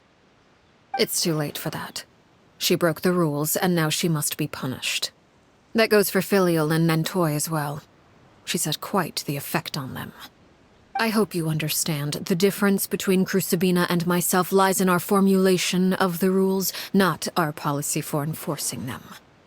Upholding the rules without question is a trait we both share, because that is how a household should be run. Is this really what you want to do? Whatever could you mean? Don't you want to say a proper goodbye at least? Whether as a killer or as a father, there are two things that must be avoided at all costs: anger and sorrow. Anger makes you impulsive. Sorrow causes you to waver.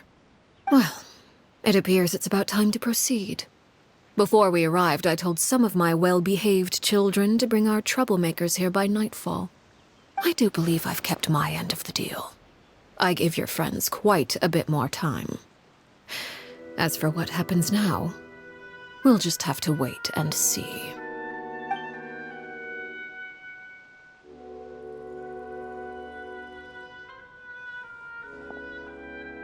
Here they are, Father. You gonna execute him?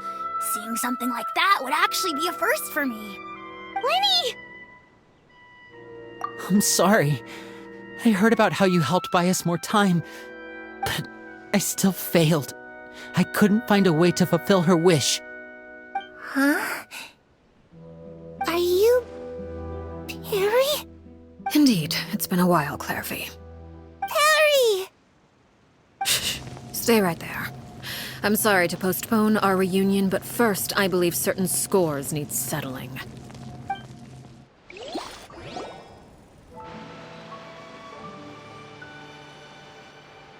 Father, let me explain. Out of my way. Father! You chose to conceal a threat to the house, and for that, you must be punished. Overall, however, I suppose your wrongdoing is hardly the most egregious of the bunch, so I'll deal with your punishments later. As for right now, the more pressing concerns are the traitors among us. By traitors? Do you mean us? Father, let me explain. We didn't mean to... Fultz, why don't you share what you heard? Yes, Father. Secret Midnight Meeting number 3. Participants, Filial, Nantoi, Sato, Toddy. Nantoi clearly said, if only Father wasn't the one who took us in. Sato added, I'm sick of this life. I just want to live as a normal person. Filial was the worst of them all. She called us crazies and said a bunch of mean things about Father. I did not! You're lying! Fultz is trying to frame us. It's not like I'm the only one who heard those things. After that, you and Toddy and a bunch of other people started talking about Clairvy. You were using all those things Clairvy brought up as an excuse to question Father. We're birds locked in a cage. The only way out is to destroy it. That's what you said, wasn't it? You little... You just want me gone, don't you? What did I ever do to you, huh? And you, Sheplo, have you forgotten who stood by your sickbed, watched over you, and changed your dressings? Come on, let's hear it then. What's your reason for all this?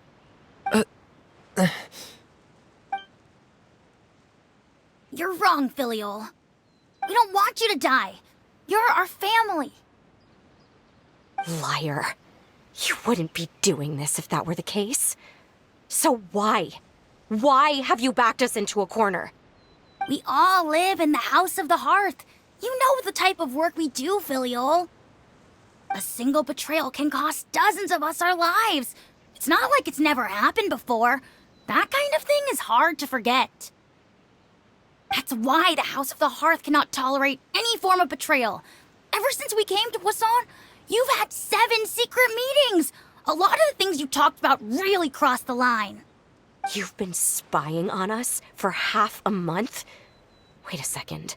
Now that I think about it, the move to Poisson was just a way to make it easier to spy on us, wasn't it? Because we were all in one place. You've had this planned all along. Filial, Nantoi, I'm sorry. I owe you both my life. I owe Clairvy too. If it weren't for all your help after I got poisoned, I wouldn't be standing here today. If this were any other situation, I would do anything to repay that kindness, even if it cost me my life. But rules are rules. I'm sorry. My hands are tied. Why? Why? That's enough, Filial. We made a mistake, and we should own up to it. We broke the rules, plain and simple. And now we have to face the consequences. I'm sorry, Sheplo. Fultz. I'm sorry, Father. We... accept our punishment. Sheplo, according to the rules of the House of the Hearth, how should these traitors be punished? All those who betray the house pay with their lives. And so it shall be.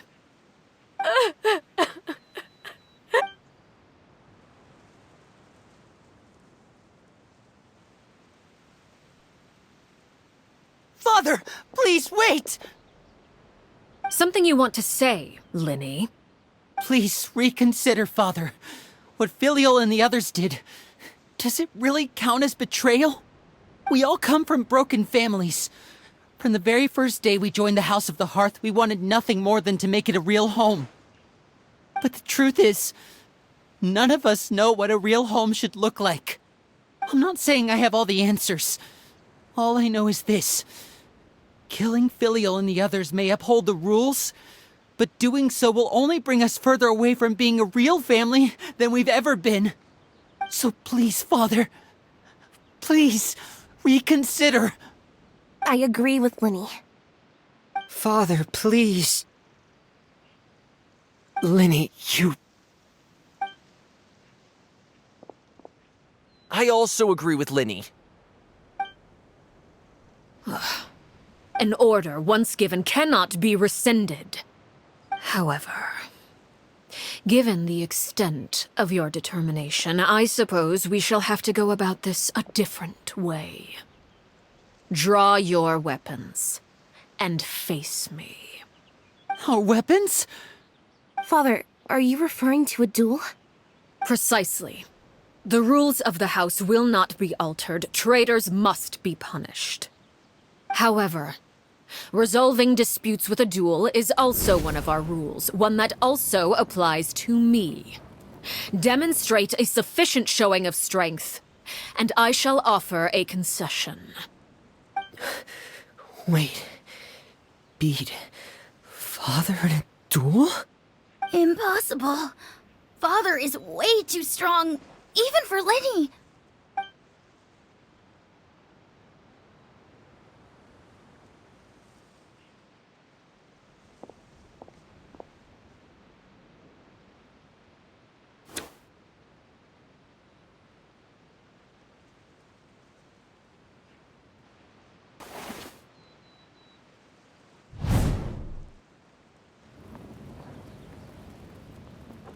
Did you hear that, Traveler? Lenny and the others have to duel the knave. What should we do? Can they really win something like that? If they lose, those people from the house are really gonna be executed. Hey, are you listening? Don't you want to say a proper goodbye at least? Anger makes you impulsive. Sorrow causes you to waver.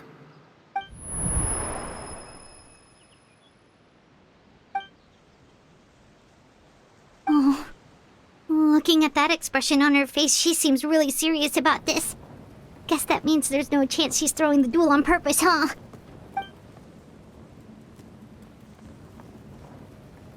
When guests are around, families are often on their best behavior. And any disputes are less likely to escalate. When the time comes, make the choice that you deem most appropriate in the situation, and lend your help to the House of the Hearth. What's wrong, Traveler? Hey, where are you going? Traveler? You're asking to join the duel against the knave? I'll allow it. We do have a ready-made dueling ring at our disposal, after all. All I would advise is this. Keep a firm grasp on your weapon, and give it your all. Any less, and you may just lose your life.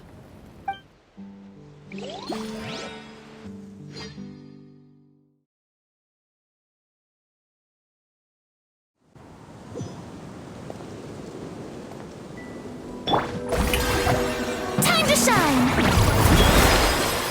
Yeah! Skyward! Scatter! Seize the sky! Is it my turn now? Bombs away!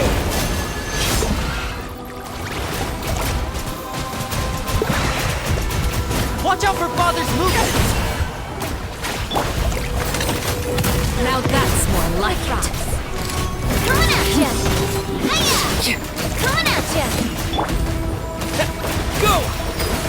With the fall of darkness, Skyward! destruction shall rise. Over Have here! a taste of purgatory.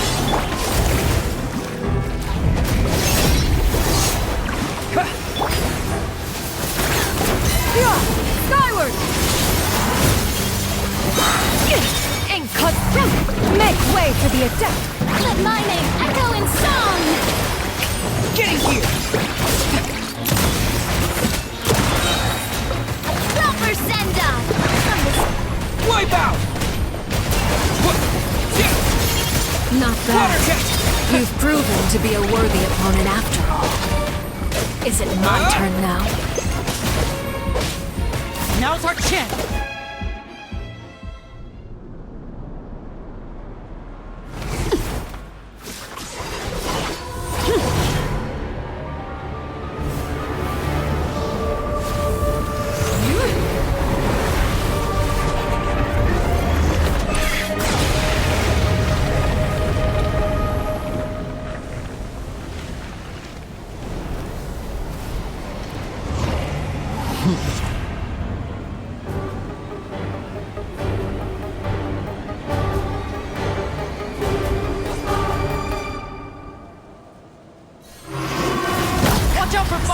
punishments! Look out!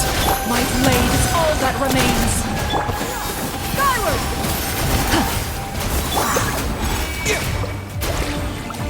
Your punishment made manifest!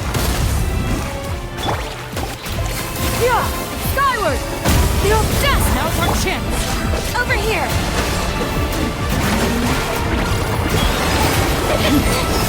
Strike cloud converge! Who's next?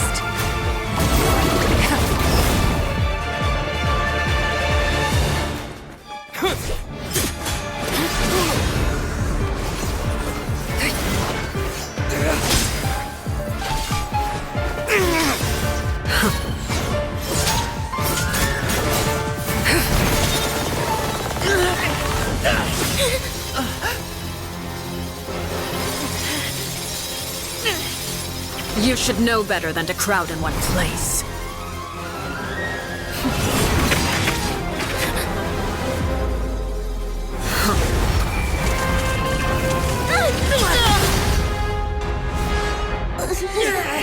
Oh, I know. No! I'm sorry, Father!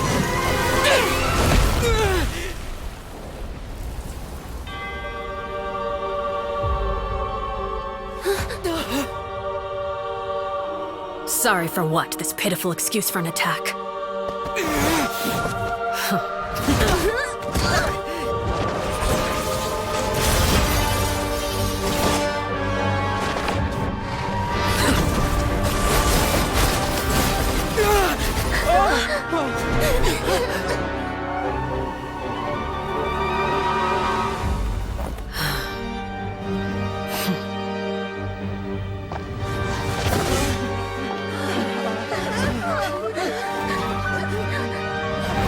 Father, no!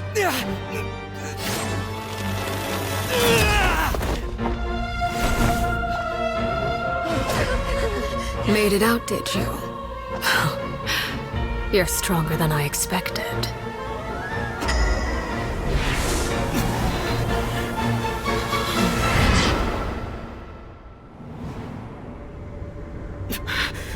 A crimson moon? I can't move.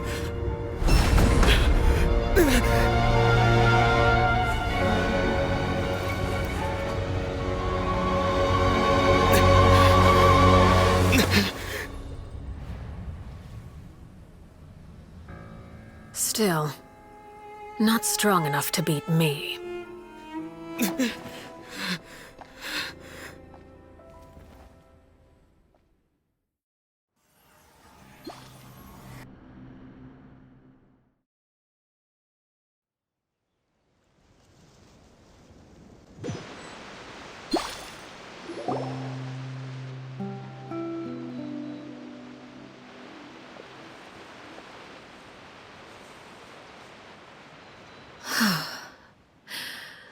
I believe we can end things here. It's not often that we get to enjoy the company of guests, after all. We wouldn't want things to get too out of hand. Brother, are you all right? Lenny! Given that I am the victor of this duel, as agreed, the punishment stands. No! I never thought things would end like this. However, everyone involved in the duel demonstrated a remarkable level of strength and determination. In light of this, I'm prepared to change the method of execution. Elwar, the bottled flames I gave you for safekeeping. Do you still have them? Yes? I wasn't sure what they were for, but I've kept them super safe. I didn't lose a single one. Wonderful.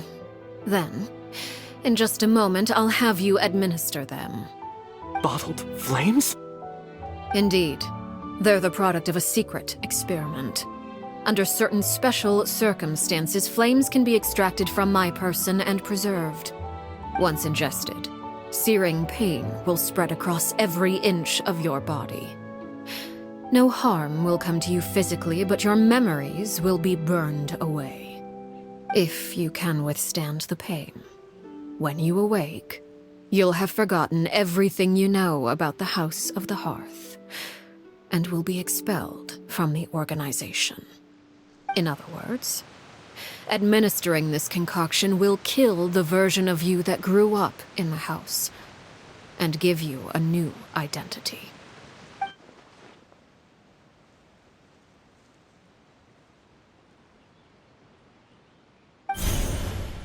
Memory is a mysterious thing indeed. Losing a portion of your memories will alter your sense of self.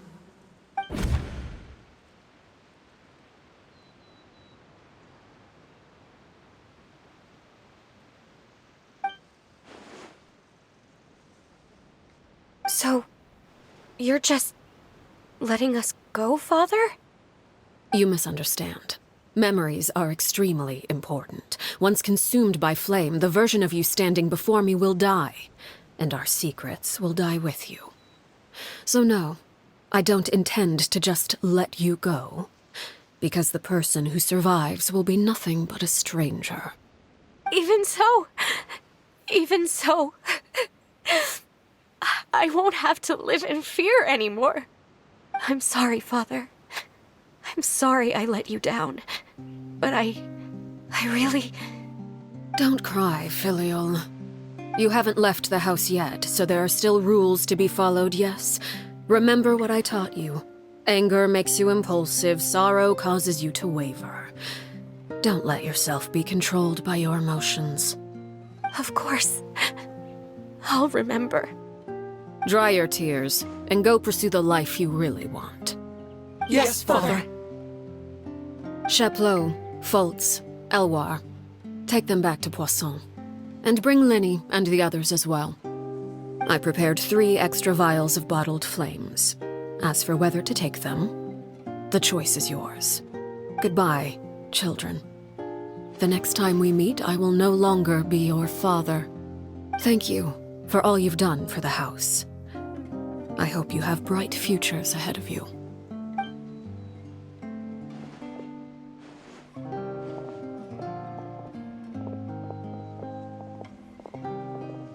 Father. Let's go.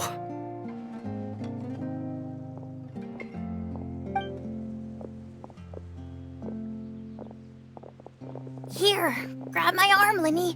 I'll help you walk back. Thank you.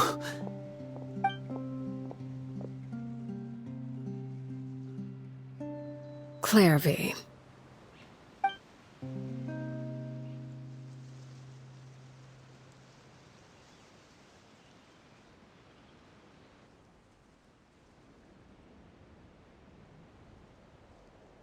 Can we talk now?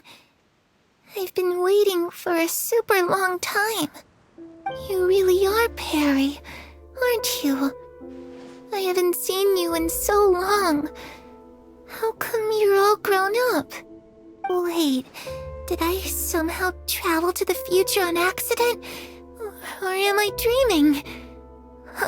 What a long dream. Neither. You died, Clairvy. That's what happened. You could have at least sugarcoated it a little. Look, she's done speechless. Oh.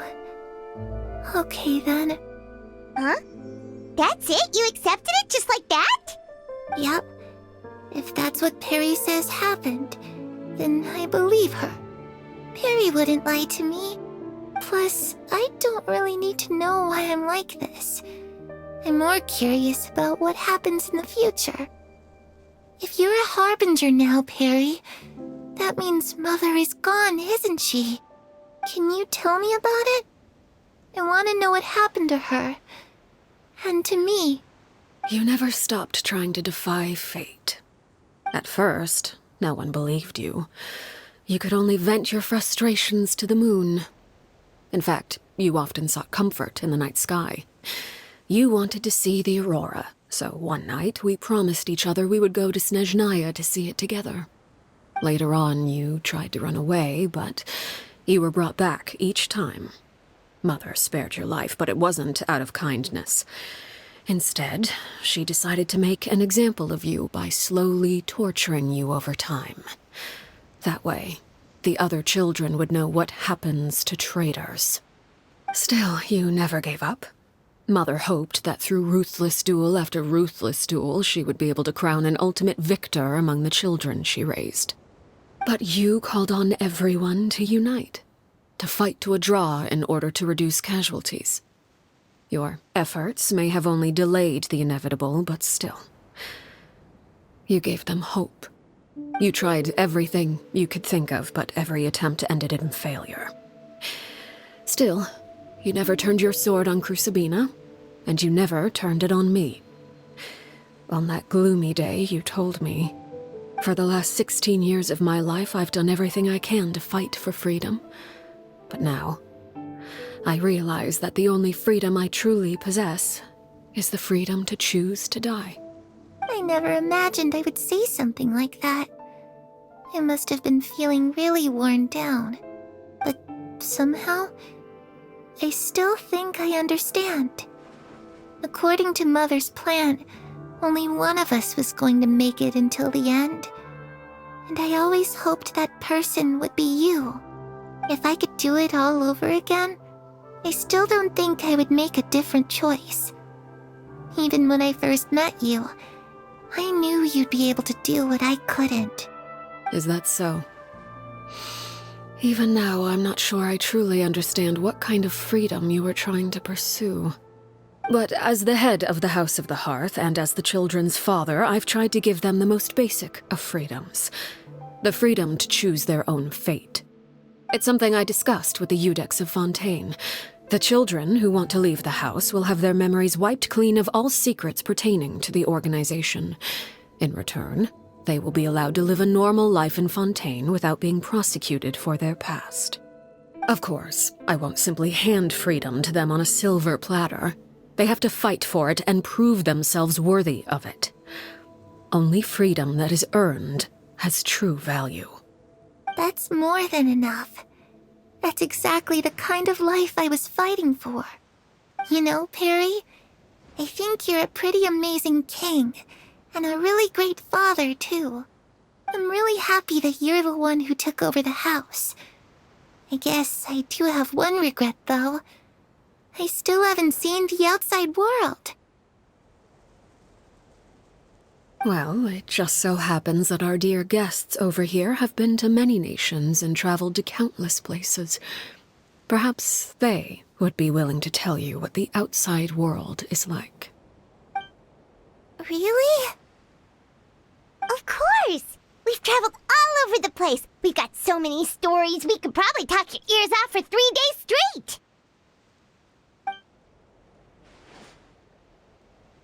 You know, I used to dream of being a bard. Playing the lute while singing into the winds of freedom. Even if there was no one there to listen, I would have continued to sing no matter what. Ah, that's where Mora comes from. I never knew that before. If I had some Mora, I would buy 3 new dresses. One for me, one for Perry, and one for Mother. It's just too bad Perry doesn't like wearing dresses. And Mother, well, she probably wouldn't accept something like that either. I guess I'd just have to keep them all for me then. I could wear a different one every day. Those yokai you mentioned, what do they look like? I once saw a drawing of this one guy with horns on his head and a super scary face. Are there any yokai like that? Oh, sounds like you're talking about an Oni. Yep, we've met one, and let Paimon tell you, they're not nearly as scary as they look. I was always too afraid to skip Mother's fighting lessons. But at the academia, I bet you could do all sorts of secret things in class. Things that have nothing to do with studying. I'm just kidding. Being able to study whatever you want without having to fear for your life. actually sounds pretty great.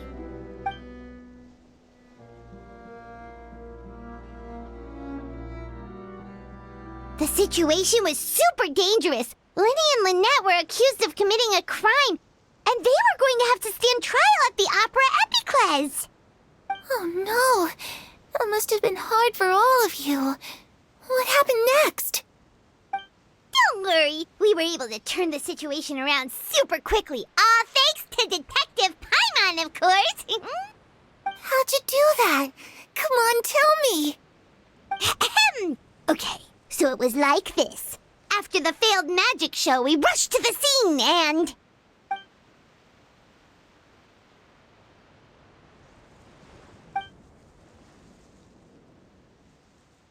Shadows don't have the capacity to learn or grow. Any new information they encounter is quickly forgotten over time.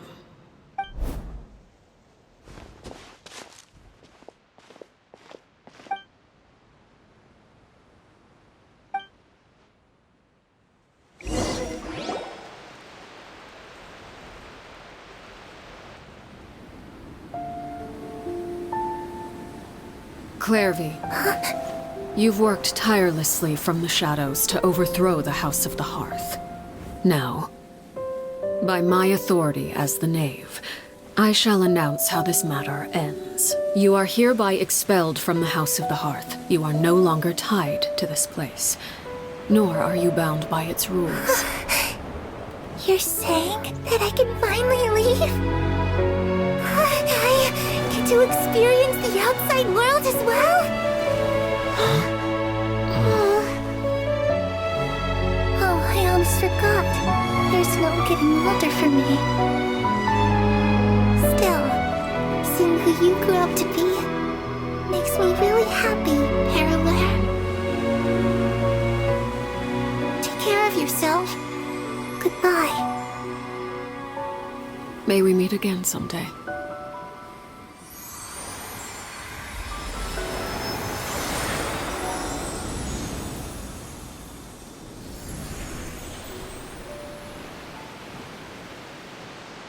Clairvy.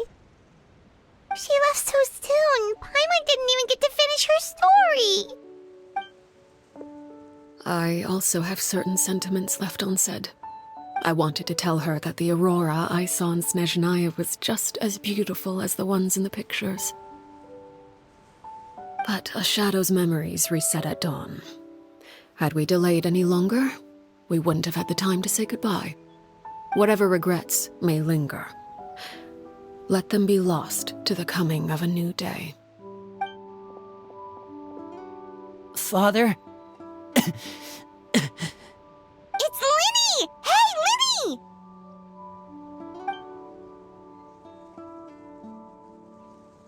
What is he doing back here? Let's go check it out.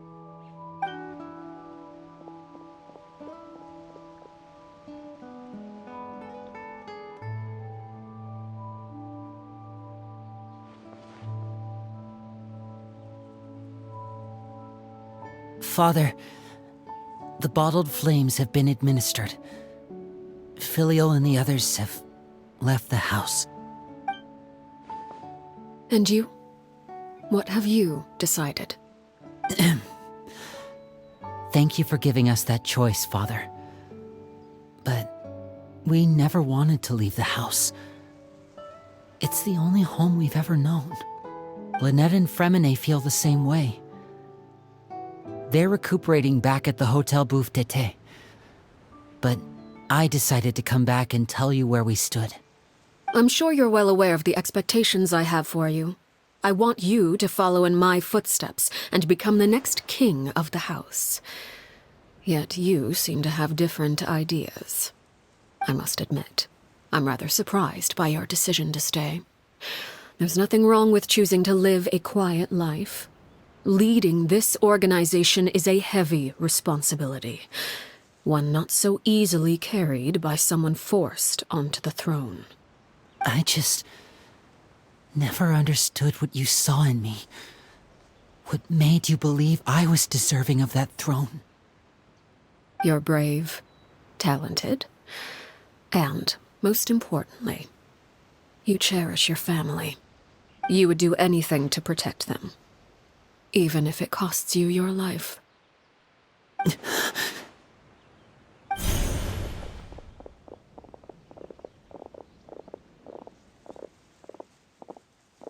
Speaking up back there was so brave of you, Linny. It's all thanks to you that we were able to convince Father to back down. You're a hero, Linny. Hero? Father is the real hero. Had Father gone all out during the duel, there's no way I would have walked away with my life. She must have had it all planned from the beginning, from the very moment she suggested a duel. I'm not deserving of that title. I'm not strong enough or smart enough. You're wrong. In my opinion, all you need to be deserving of the throne is conviction and the necessary strength to act on it. We may have different ideas of what it means to be a family, but you can hardly be said to lack conviction. What you truly lack is strength. For someone of your talent, though, that's something that will come with time. Even without that strength, you still chose to face me in a duel, even though the odds were stacked against you. That capacity to honor your convictions is what I truly see in you. Father. No one knows what the future holds, what tragedy or triumph may be in store. Being at the head of this organization requires the strength of will to face whatever comes. Caution will only hold you back. If reaching a certain standard were required to go after what you want, I would never have succeeded in killing my predecessor. Back then, there was still a considerable gap between our abilities. Strength may decide the ultimate victor, but those who let a lack of strength dictate their decisions or undermine their convictions will never be worthy of the throne. I understand, Father. Thank you. Children must grow up to surpass their parents. Only then can a family continue to flourish. The road ahead is not an easy one, so I'll ask you one last time. Are you certain you want to stay? You've done so much for me, Father, and that kindness must be repaid. Plus, with Project Stuja at hand, there are many dangers ahead, and I, for one, don't intend to back down. Protecting my family at all costs. That's my conviction. Then you're welcome to stay. As for Project Stuja, you need not be too concerned. If those cowardly businessmen and heartless dignitaries try to take us down, I'm prepared to teach them a lesson. Having members who longed for the light was our organization's last weakness. With those members no longer among our ranks, the House of the Hearth is like a spider hiding in the shadows. We need only wait for our prey to come to us.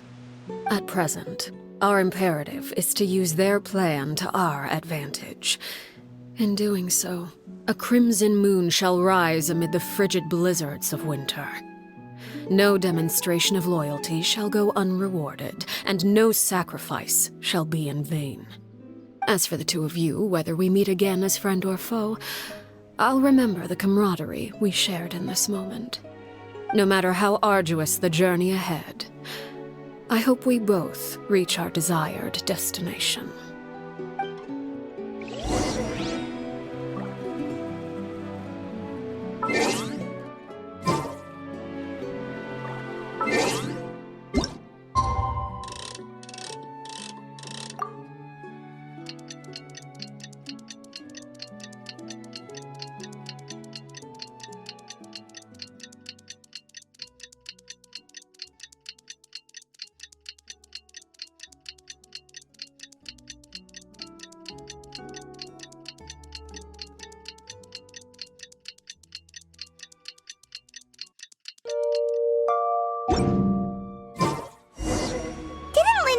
Lynette and Fremine were recovering at the Hotel Bouffe d'été?